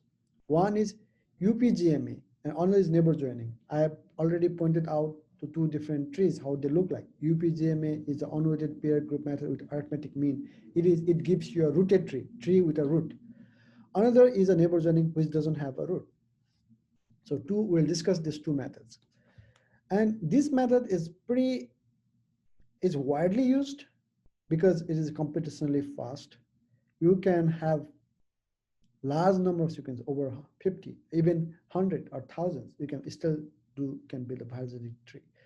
In some other methods, if you have a very big, large number of sequences, then it will definitely take a lot of time. But this one, you can build a lot of trees, we can build trees with a lot of OTUs. Distance-based approach, this approach discards a large amount of information about the character. The align, that is aligned column of residues. Instead, summarizes information about the overall relatedness of sequences. So distance, it discards the residues, the columns, the changes in the columns of change in the columns of residues. But this maximum parsimony, maximum likelihood, and Bayesian approach, they do consider the changes in the columns of residues. They look more deeply into those multiple sequence span profiles. They use statistical models or other models to do that. Whereas distance method doesn't care about that. It just looks for the summation of pairwise summation. Okay, my internet is unstable now. Okay. All strategies for inferring phylogenies must make some simplifying assumptions, but nevertheless, the simpler approaches of distance-based methods very often produce phylogenetic trees that closely resemble those derived by character-based methods. Let's discuss UPGMA, unrooted pair group method with arithmetic mean. UPGMA is broadly used in the field of bioinformatics, can make a UPGMA tree in Mega using a phylogenic with using the phylogenetic menu. Mega is a very popular and widely picked. And if you look at the posters, if you look at the go to different conference seminars and look at the post presentation poster, you see a phylogenetic tree being built, and some have a rooted tree. So rooted trees usually is built using UPGMA tree. UPGMA cluster is based on distance matrix. As a cluster grows, a tree is assembled. A tree of 9 globin is shown in the slide in the next in the slide 20. If you like, we have already seen the tree UPGMA tree, right, which is shown in the slide 26. You can go back and see that. So let me discuss this. UPGMA. Okay, here suppose we have 5 different sequences from different species, 1, 2, 3, 4, 5. And each node, each sequence at first is its node in itself. It is each, you can say a node or you can say a cluster. Each sequence is a cluster itself. Then it does a pairwise alignment and try to see which are close. And then it finds that, okay, in A it finds, if you look at the matrix here, one sequence 1 and 2 is 0.1, which is the closest. So it builds a cluster here. So now 1 and 2 is connected, and let's say it's a node 6. Now the node 6 and with the others, it tries to do the matrix. It tries to see the distances. So 6, 3, 4, 5. Now which one is closer? It finds this one, 0.2. There's 4 and 5 are closer. So 4 and 5 forms a cluster here. So it becomes node 7, right? And then now node 6, 3, and then 7. When you do the multiple pairwise alignment, like if you build a scores pairwise based on pairwise summation, you get this is a 0.3 is low. So 3 and 4, 5 has to be connected. So 3 and 4, 5 is connected. And lastly, everything is 1. So here, so this is how it's being created, right? So 9. So this is the point of separation, and then it got separated, then it got 7 got separated, and 6, and then 1, we have 1, 2, 3, 4, 5 at the bottom. See, this is how 1, 2, 3, 4, 5 is the terminal nodes, the internal node 6, and then internal 7, then 8 and 9. That's how it's been formed. So it is easy to understand, right? It's very intuitive. It is very simple, fast algorithms for making trees based on clustering sequences. Each sequence is aligned to its own cluster. A distance matrix based on some matrix quantitates the distance between each object. Circles in the figure represent these sequences. So this slide is basically the description of this slide, the 51 slide. In the figure, in this B, the taxa with the closest distance, sequence 1, 2 are identified and connected. You can go through this. Next, closed sequences 4 and 5 are combined into a cluster, and the matrix is redrawn again. And then in the C, in the D, newly formed groups like cluster 4, 5 join with the sequence 3 is represented on the emerging tree with new node 8. And finally, all sequences are connected in a rooted tree. You can see this is a rooted tree because it's a root. Now, this is UPGMA. And let's understand the UPGMA more.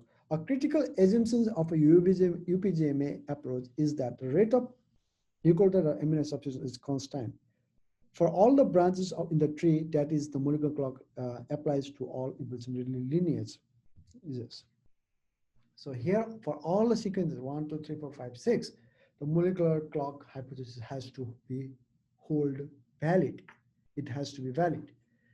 And UP tree is rooted because of its assumptions of a molecular clock.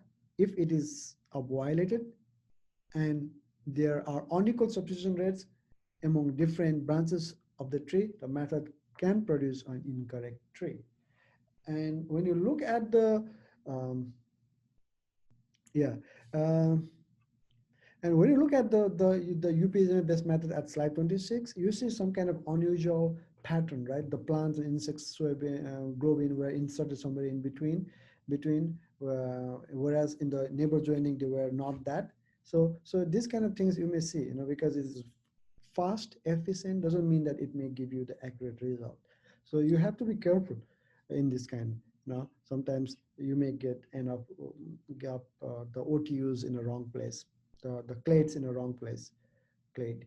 Uh, UPGMA method is commonly used distance-based methods in a variety of applications, including microdata analysis. And most of you in bioinformatics and in bench science projects, you use UPGMA method, which is very common. Note that other methods, including neighbor joining, do not automatically produce tree, but a tree can be placed by choosing an outgrouping or by applying midpoint routing. So I've already covered this point, but I've also listed here. And this slide is more for educational purposes. So you see a lot of words here because I wanted to cover many things in one slide. So this is mostly for educational. So that's why I've tried to include multiple points in many places again and again to give you the emphasize and to emphasize certain points. Okay, now distance-based methods from UPGMA, let's move to the neighbor joining. Neighbor joining method is used for building trees by distance methods. It produces both a topology and a branch. We begin by defining a neighbor as a pair of OTUs connected through a single interior node X in an unrooted bifurcating tree. In a tree of globin shown in slide 11, purpose and cell myoglobin are neighbors, while kangaroo myoglobin is not a neighbor because it is separated from these two proteins by two nodes. So I already said, I just give you a heads up. I just had shown you that, right? In the slides 11, seal and purpose myoglobin, they are a neighbor, but kangaroo is not neighbor to them. The reason is they were separated by two nodes. To be a neighbor, they has to be connected by one node only. If there is a more than one node separation, they are not a neighbor. In neighbor joining, you understand what are neighbors? Neighbors are the the the OTUs. Those are connected by one node only. And in the neighbor joining, see you have like say different 8 different OTUs or different spaces. They are clustered together. You begin with the one cluster. Everybody is connected with the one node, single node. Process of starting with the star-like tree and finding the and joining neighbors is continued until the topology of a tree is completed. So here we are starting with all being a neighbor. So the topology hasn't been made, hasn't been decided, but everything at the beginning, everything comes as a one cluster. Neighbor joining NJ produces an unrooted tree topology because it doesn't assume a constant rate of evolution. And again, like if you want to make the root, then you can add in an outgroup member or you can add a midpoint method, routing method. So here, uh, I'll, I'll So what it does is like once it forms a neighbor, once we form a cluster, it looks for a it does a distance. It tries to find some square distances between all the choices and try to see which two are more have a shortest distance. And once it identifies the shortest distance, it forms a cluster of its own. Like one and two, they split it apart. So now this became these are cluster separately than this, right? And then it will again continues this. So here is the definition, here is the explanation for all. Neighbor joining method first generates a full tree with all the OTUs in a star-like pattern with no hierarchical structure. There is no hierarchical structure. So then all pairwise comparisons are made to identify the two most closely related sequences. So all pairwise comparisons done, and then OTUs giving the smallest sum of branch length are treated as a single OTUs. And here in the example, OTUs 1, 2 are now treated as a single OTU. So here, now this is a one cluster, but now this is one cluster, but here this is considered as a one OTU. So if you consider this as a one OTU, then this is all as a cost as a neighbor joining. And this will continue. This method identifies the next pair of OTUs that gives the smallest sum of branch length.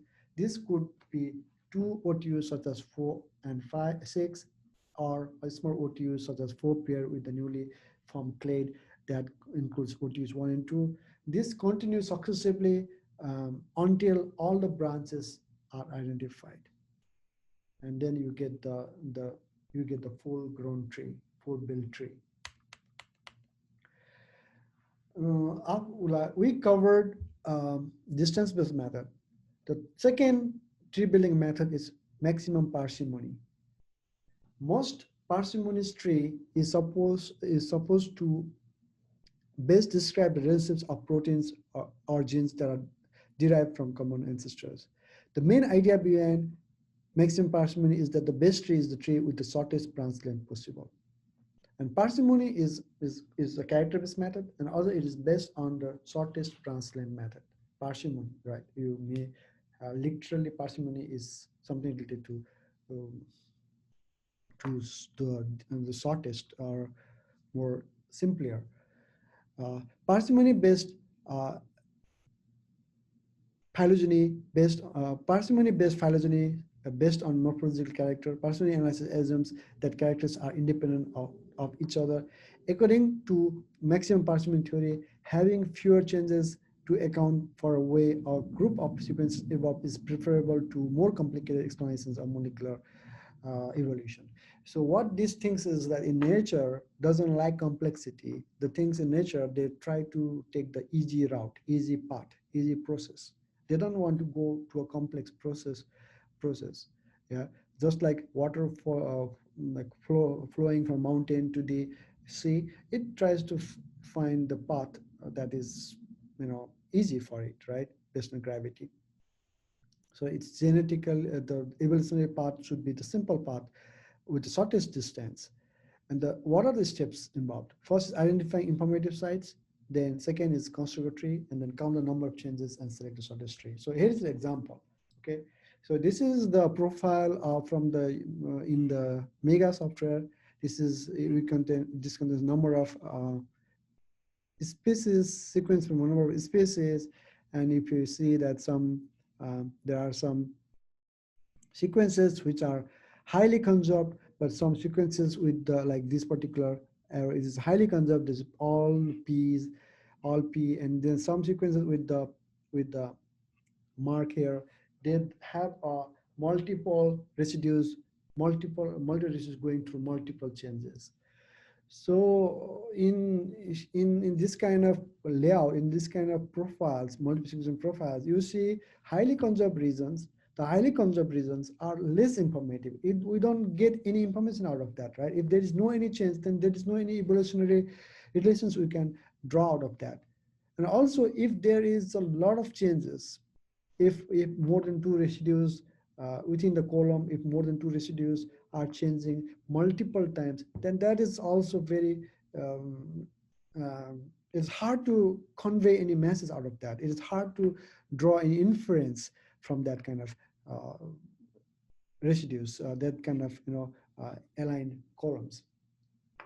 So you need to be careful in picking the reasons of interest, certain reasons. So here we just, for example, is a five is for five different species. Only the four-letter amino acids residues have been picked, and so kangaroo, porpoise, sea, gray seal, horse, and kangaroo. So this sequence is just for this example, like four different residues for each are picked, and we've started building a tree now. So yeah, so in the first tree, this is the LKGF, right? And when you move from here to here down, node one, there is only one change. So this F has been changed to S, but all LKG is the same. So there is a cost is one.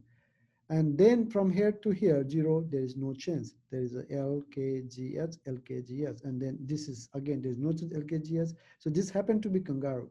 LKGS, this happened to be purpose.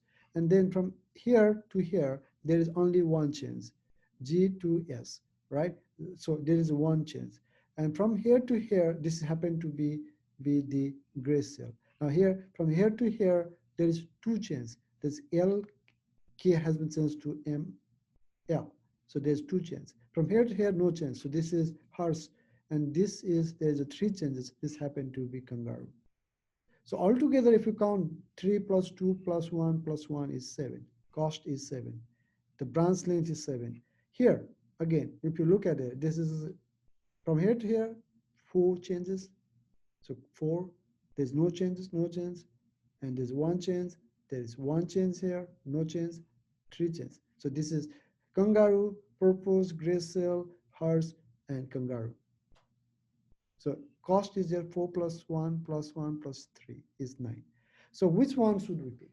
According to maximum parsimony method, the best method is the one that has the shortest path, shortest branch. So we pick this one, C, right? The explanation is given here. Many columns of aligned residues are informative for parsimony analysis. However, columns with entirely conjugate residues, filled arrowheads, are not informative, nor any are columns in which there are at least two different residues that occur at least two times, open arrowhead. Those are not informative. Alignment of 13 globin proteins viewed in Mega software with the option to display parsimony informative characters selected. See the slide, see the previous slide. Example of four amino acid residues from five different species taken from top left of A. So they are picked from this top left of A. Uh, the the maximum parsimony identifies the simplest, most parsimonious evolutionary path by which those sequences might have evolved from ancestral sequences. And in the C and D, the two trees showing possible ancestral sequences. Trees in tree in C requires 7 changes from its common ancestry, while the tree in D requires 9 changes. So parsimony, maximum parsimony would prefer the tree in C. So you can go through this description. Um, um, okay, next is the after distance based, there is a maximum parsimony, then there's a maximum likelihood. Maximum likelihood, model based phylogenetic inference based on the maximum likelihood is an approach that is designed to determine the tree topologies and branch length that have the greatest likelihood to produce the object data sets. It is also the character-based methods, but it's the maximum likelihood. What is likelihood? Likelihood is a function of parameters, like in the statistical models, like if you're using the Poisson or other distributions, it has the parameters. So the function of parameter is the likelihood function. And it's statistical model, like the likelihood is calculated for each residue in the alignment, including some models of the nucleotide or amino acid substitution process. It is one of the most computationally intensive but most flexible methods available. Maximum parsimony method sometimes fail when there is a large amount of evolutionary changes in different branches of a tree. So you see the conditions like a maximum parsimony, it may likely to fail, right? When there are a lot of changes in a lot of in a column, a lot of changes, then maximum parsimony seems uh, not reliable or not, it doesn't use it. But in contrast, maximum likelihood approaches, which is a statistical based model, it does it. It tries to give you the appropriate solution. And it is computationally based, computational intensive, statistical based approach. The last one is the Bayesian approach. The Bayesian inference is a statistical approach to modeling uncertainty in complex models. So I would like to just give you one thing here. What's the time, by the way? Okay, almost. Okay. Okay. So in statistics, if you are interested in statistics, you may know that there are two different types of approaches, right? One is frequentist approach, the other is a Bayesian approach. So what's the difference between them? The frequentist based on frequency, and if you it says the frequentist approach, the frequentist statisticians say that if you toss a fair coin, there's a 50% chance to get a head, and there's a 50% chance to get a tail, right? It's a 50-50 chance every in a fair coin. So if you toss a coin 1,000 times, then 50 times you get the head, 50 times you get the tail. That is was the frequentist approach, right?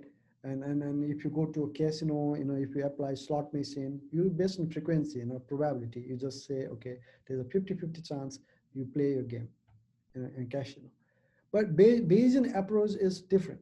What it says is that first have a prior distribution, prior probability, then know the likelihood function, then estimate a posterior probability. First, prior probability, know a prior probability. Second, know the likelihood function. Then based on that, you decide, you adjust your future, your uh, posterior probability. Like, if you are looking at Bayesian approach, then if you toss a coin, definitely the fair coin will have 50% chance, right? There's a 50% here, 50% time. So your prior probability would be 0.5. But likelihood function is like you see the pattern, how things are moving, how things are changing, and based on that you adapt, you change your posterior probability. Like when you see in many like if in 100 times flip, if you see 60 times heads coming up, 40 times tail coming up, then you decide what are the chances that you will be getting. You can decide that, right? So in Bayesian approach, you decide, you adjust your posterior probability by uh, by by using the likelihood function. So posterior probability is the product of prior probability times the likelihood function. Likelihood function always changes. And Bayesian theorem Bayesian is based on the Bayes theorem. Bayes theorem is this uh, is given by this equation. Bayesian inference insists the probability of a tree conditional on a data that is based on the observation such as a given multiple sequence alignment. Bayes theorem is given by this. Bayesian estimator of phylogeny is focused on a quantity called the posterior probability distribution of tree. Here, this is the probability of tree given the data. This is the posterior probability, right? This is the posterior probability. This is the normalizing factor, but this is PT tree, is probability of tree is the prior probability. This is the likelihood function, probability of data given the tree. So more explanation is given here. For a given tree, the posterior probability is the probability that the tree is correct, and our goal is to identify the tree that is maximum probability. That is what posterior probability is. Posterior probability is the probability that the tree is correct. That's the final probability. On the right hand side, the denominator P data is a normalizing constant over all possible trees. In the numerator, you see there is a P tree and probability and P probability data tree. So this is the probability. This is the prior probability of a tree. Prior probability of a phylogeny is PR tree, and the likelihood function is this. So this is read as a probability data given the tree. The user specifies a prior probability distributions of trees, although it is allowable for all possible trees to be given equal weight. Practically, we can apply a Bayesian inference approach using the Mr. Bayes software program. So if you want to go with a Bayesian approach, if you say, okay, I don't want a frequentist approach, I don't want to use likelihood function, then you can go with Bayesian approach using Mr. Bayes software, and again, you can build a tree. Now the last part, the last is evaluating tree. Let's say you made a tree, then how to evaluate? Evaluating meaning that you need to know the accuracy. Once you build it and some other builds it, you should be sure that you will also be getting what the others will get in future. It should have a reproducibility, repeatability, right? So main criteria by which accuracy can be assessed are consistency, efficiency, and robustness. Accuracy of a tree building approach or particular tree can be studied. Most common approach is bootstrap analysis. Bootstrapping is a very popular in data mining, in data analysis. Bootstrapping approach, or so it is. This describes the robustness. Bootstrapping describes the robustness of the tree topology given a particular branching order. How consistently does a tree building algorithms find a branching order using the randomly permuted versions of the original data sets. Bootstrapping allows an inference of the variability in the unknown distribution from which the data are drawn, data were drawn. Now, how this works? This is a Bootstrap is a non-parametric approach, is a non-parametric approach, right? So what is done is like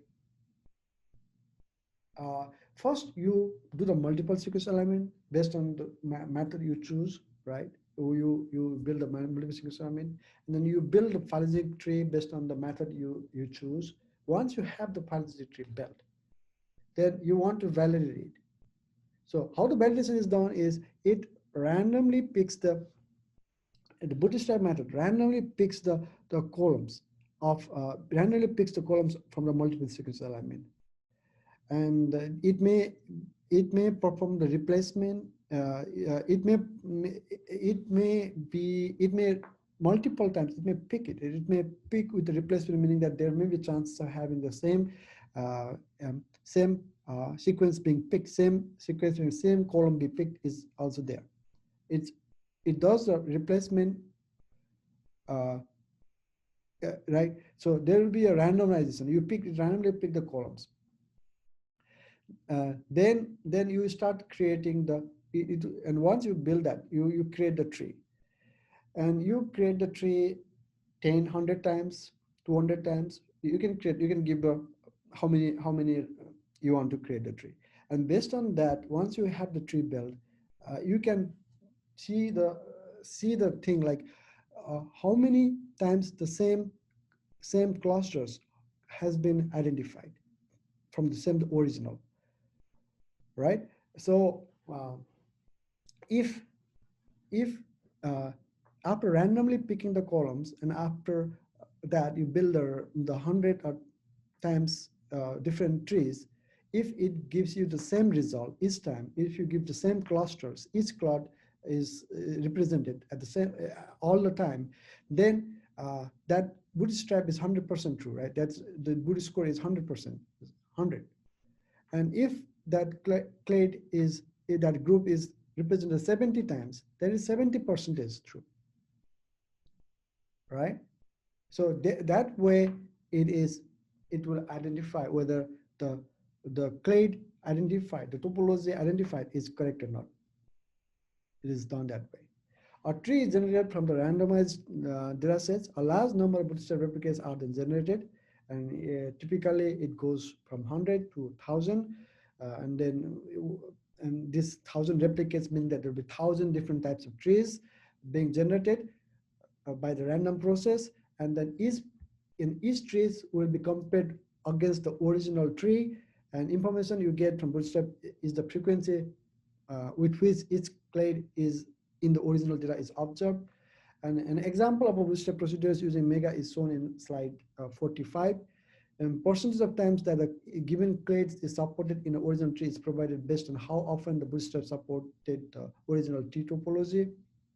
And usually, if that clade is supported by 70%, then we say that that clade is more accurate, that is more reliable. If it's less than 70 percentage, then we don't have much trust. Like in slide 48, 45. Okay, maybe you can see the slide 45. Um, Here is the example. So if you see here, uh, if you see here, these are like 100%, this is 100%, 100%. So these are 100%, right? But this is 52. So this meaning that this is not that reliable. 100 is 100% reliable. And usually the representative scores above 70, those are not considered to be reliable. But you'll see like different cases where there is less. Okay. So this is all about today's class. And if you have any question, then please let me know. Any question? Okay. I Um, have a quick question. okay. So for the bootstrapping, Uh-huh. you showed like 500, and the idea is to use as many as possible. But what's a good standard value? Like 1,000? See, it all depends upon the computational power. Like more is better. Always more is better, right? So if you are creating thousands tree instead of 100, like thousands tree, then you will get more better results. But it takes more computing time. So so ideally, by default, Mega gives you 500. So if you want to go 1,000, that's like if you have a doubt, then you can go up to 1,000. It's up to you. There's no any hard and fast rule that you have to have this number, right? It's all trade-off between the computing power and the accuracy or accuracy.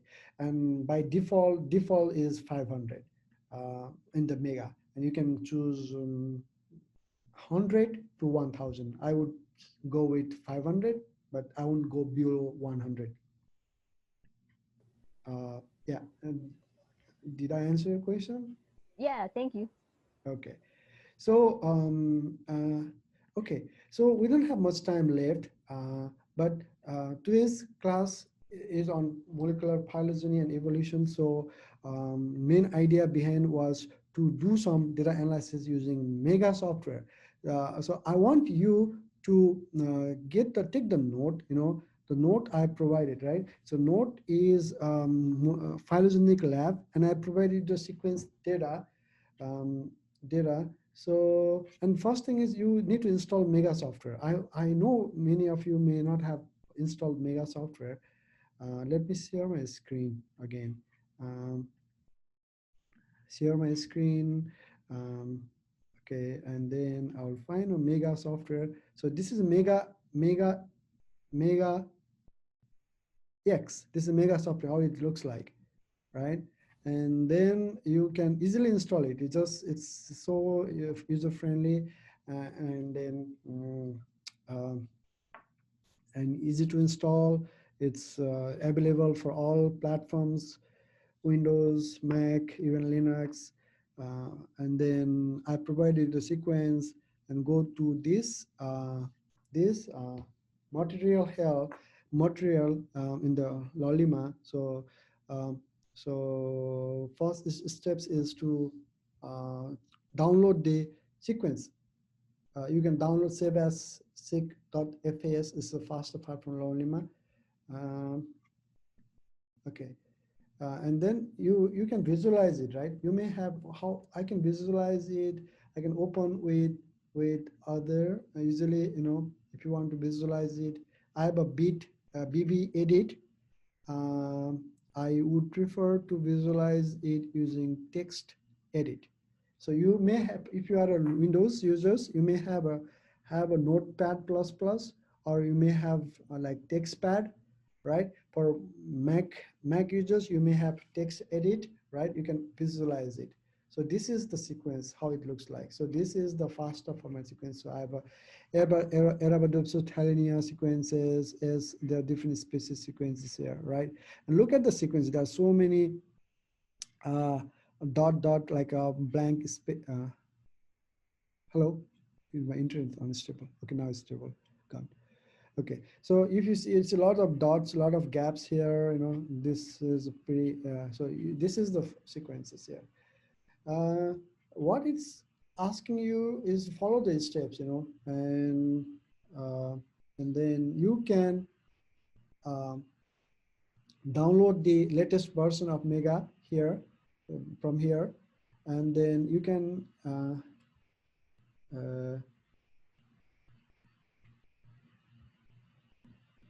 I don't know what's going on. My computer is getting heated.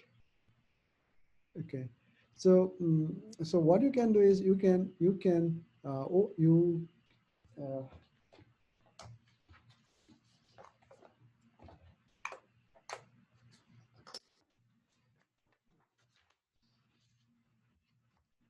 uh,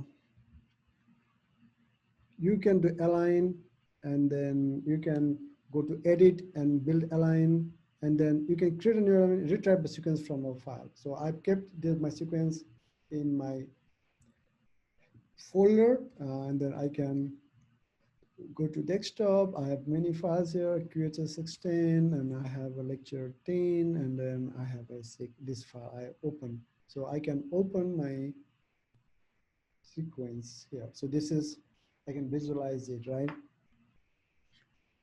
I can visualize it.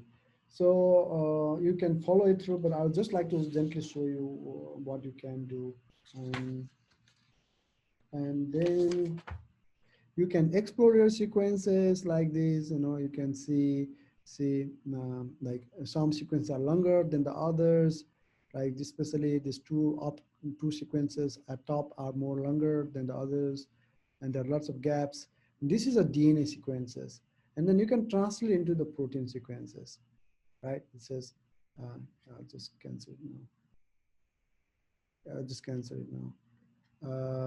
So this is the quest.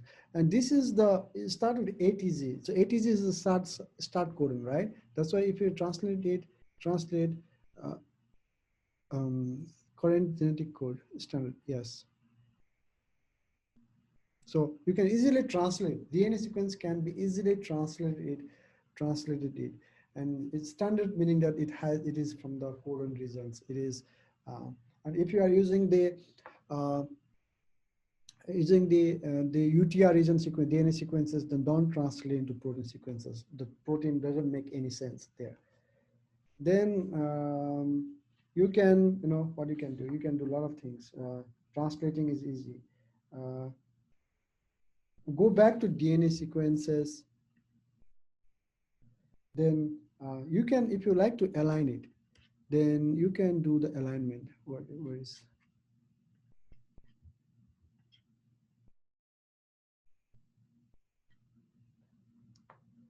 Go to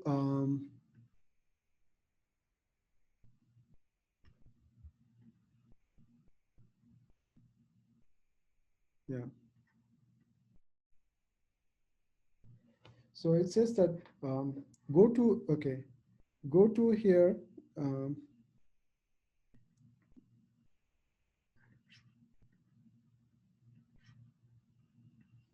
Okay, let me find it out.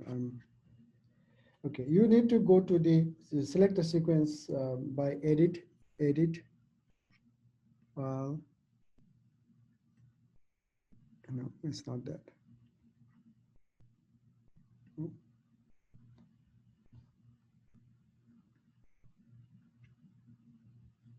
like, so by the way, you guys can carry on with the installation. Okay, you need to install the software, and then you can work on this by following the steps that I provided you. And also feel free to play with this. Like there is a align, there's a data, there's a like a models, distance. You can have a diversity, phylogeny. You can build a phylogeny. Like there are different options here, and then you can play with this, and there's other options here, right? So you can play with this analysis, like it's the same thing here, help, yeah. So you can carry on with this.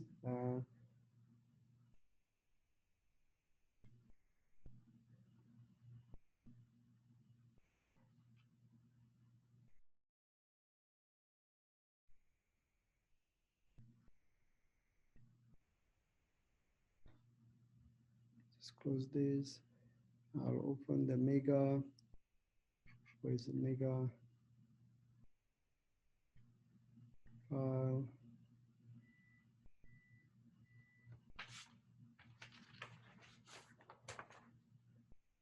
Take the align tab and edit, retrieve a sequence. Okay. Desktop, QHS.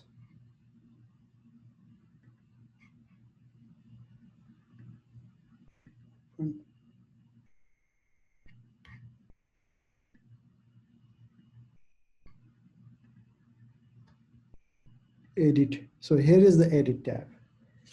Edit tab. Then you can do select all, select all. You select all and do the alignment, and then see alignment. You can do align by cluster W, or you can align by Mosul. You can do align with align with. So it aligning. It can ask you. It will ask you what should be the gap opening penalties, what should be the gap extension penalties. So you can make, if you want to allow to have a gap, then give a small penalty. But if you don't like the gap, if you want, sorry, if the sequences are very diverse, then you should allow to have a gap. If the sequences are very tight, very compact, which you don't want to have a gap, then you give a very high penalty to gap. If you don't want, then you can give 100, and you can give 100, right?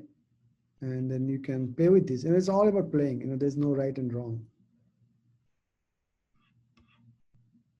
Then once you do one, and the other will definitely uh, mm, be aligned to. So yes, so you get the DNA sequences, also translated protein sequences.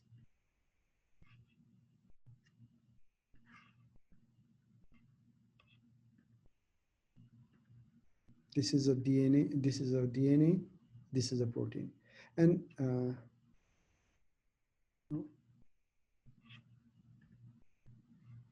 okay. So then you can, I think you can play, we can follow the instruction, but this is instruction are just to make you play with this, and you can play in your own way. There is no right or wrong. And like, usually uh, those who play, mess up things, they do learn much more, right? You don't have to be worried, like if I press the wrong button, then it will screw up my things. No, don't hesitate to play with this tool. More you play, more you make mistake, more you learn from it. And there is nothing that irreversible. Like once you make a mistake, it's nothing like, oh, that's the full and final mistake. No, you can redo it, you can learn from it, try to play, try to learn different tools, options available. Okay. Time is running out, but that's why I'm not following through, and I did not practice it a lot before, but that's why uh, I have I'm trying. Okay, now you can export the files too, right? Export alignment in mega format, FASTA format. You can, do many things. And you did the alignment using the cluster W.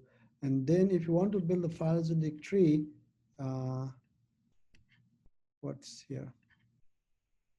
Okay.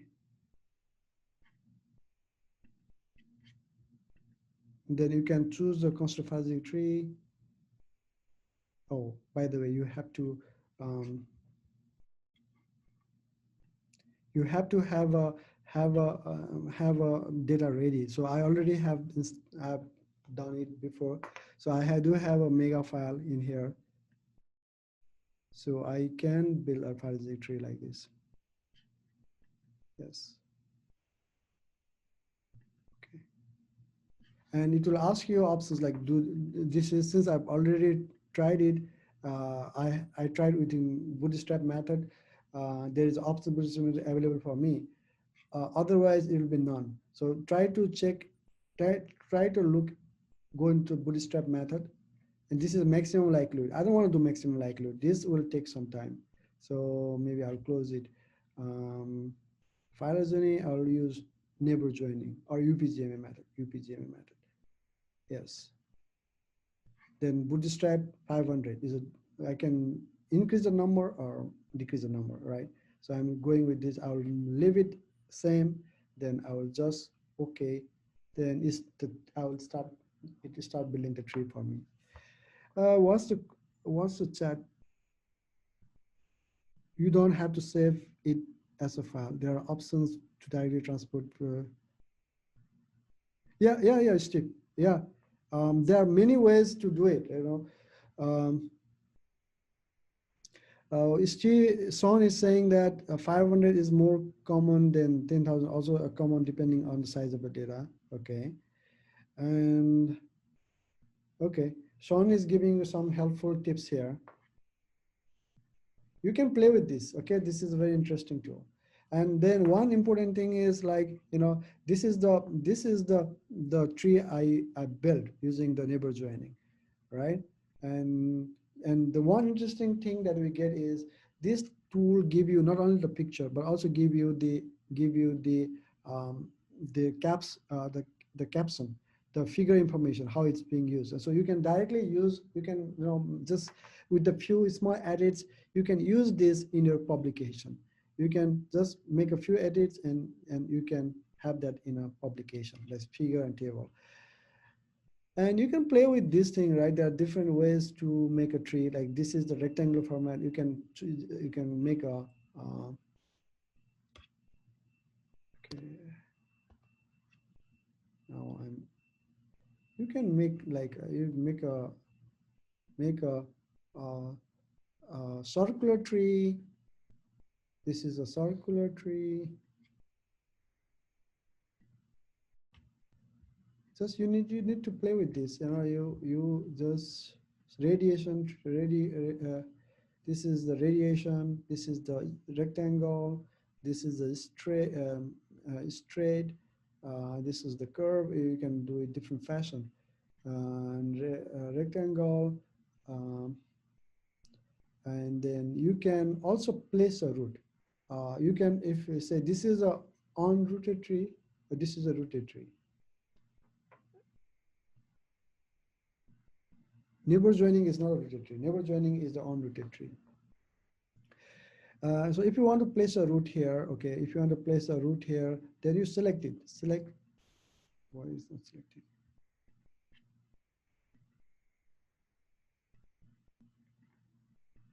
It's not allowing me to select. Okay. Discard results. I want to build a neighbor joining tree. Yes.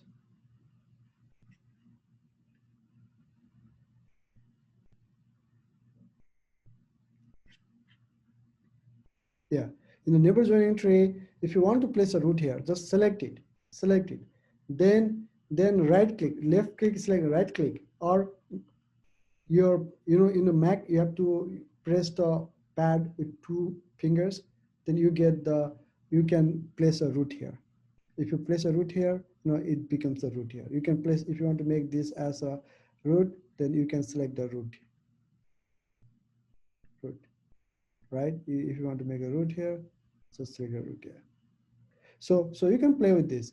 And also, these are the bootstrap values, the 100, 198, all those things, that are bootstrap values. And if you want to clean your results with the bootstrap values, that only shows the value above 70, then there is an option to do that. So the option is listed in the note. I need to know where it is, how to do it. But anyways, you can easily find it out. It should be go to view, and then there is an option, and there is a branch, and then you just select the statistics, and then see hide the branch lower than 70%. So it will hide anything below 70. Okay, so I will not see anything like all the things are gone, right? Less than 70 brands is not shown. So here you, in this figure, you will see a clean figure with that shows the clades with more than 100. So this is all about it. There is no homework, but I want you to go through the slides, and go through the slides, go through the lab part, and then I will. Where is that? Where is that? We don't have much time. Uh, I'll just discard. I'll just discard. Where is that? I'll just go to.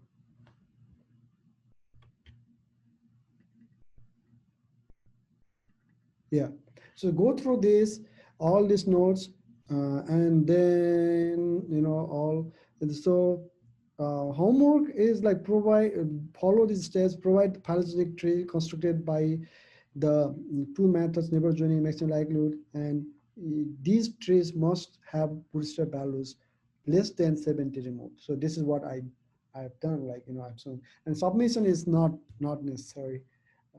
That's you can practice at home. Okay, so any question? Any question? I will stop Oh, thank you. sharing. Okay.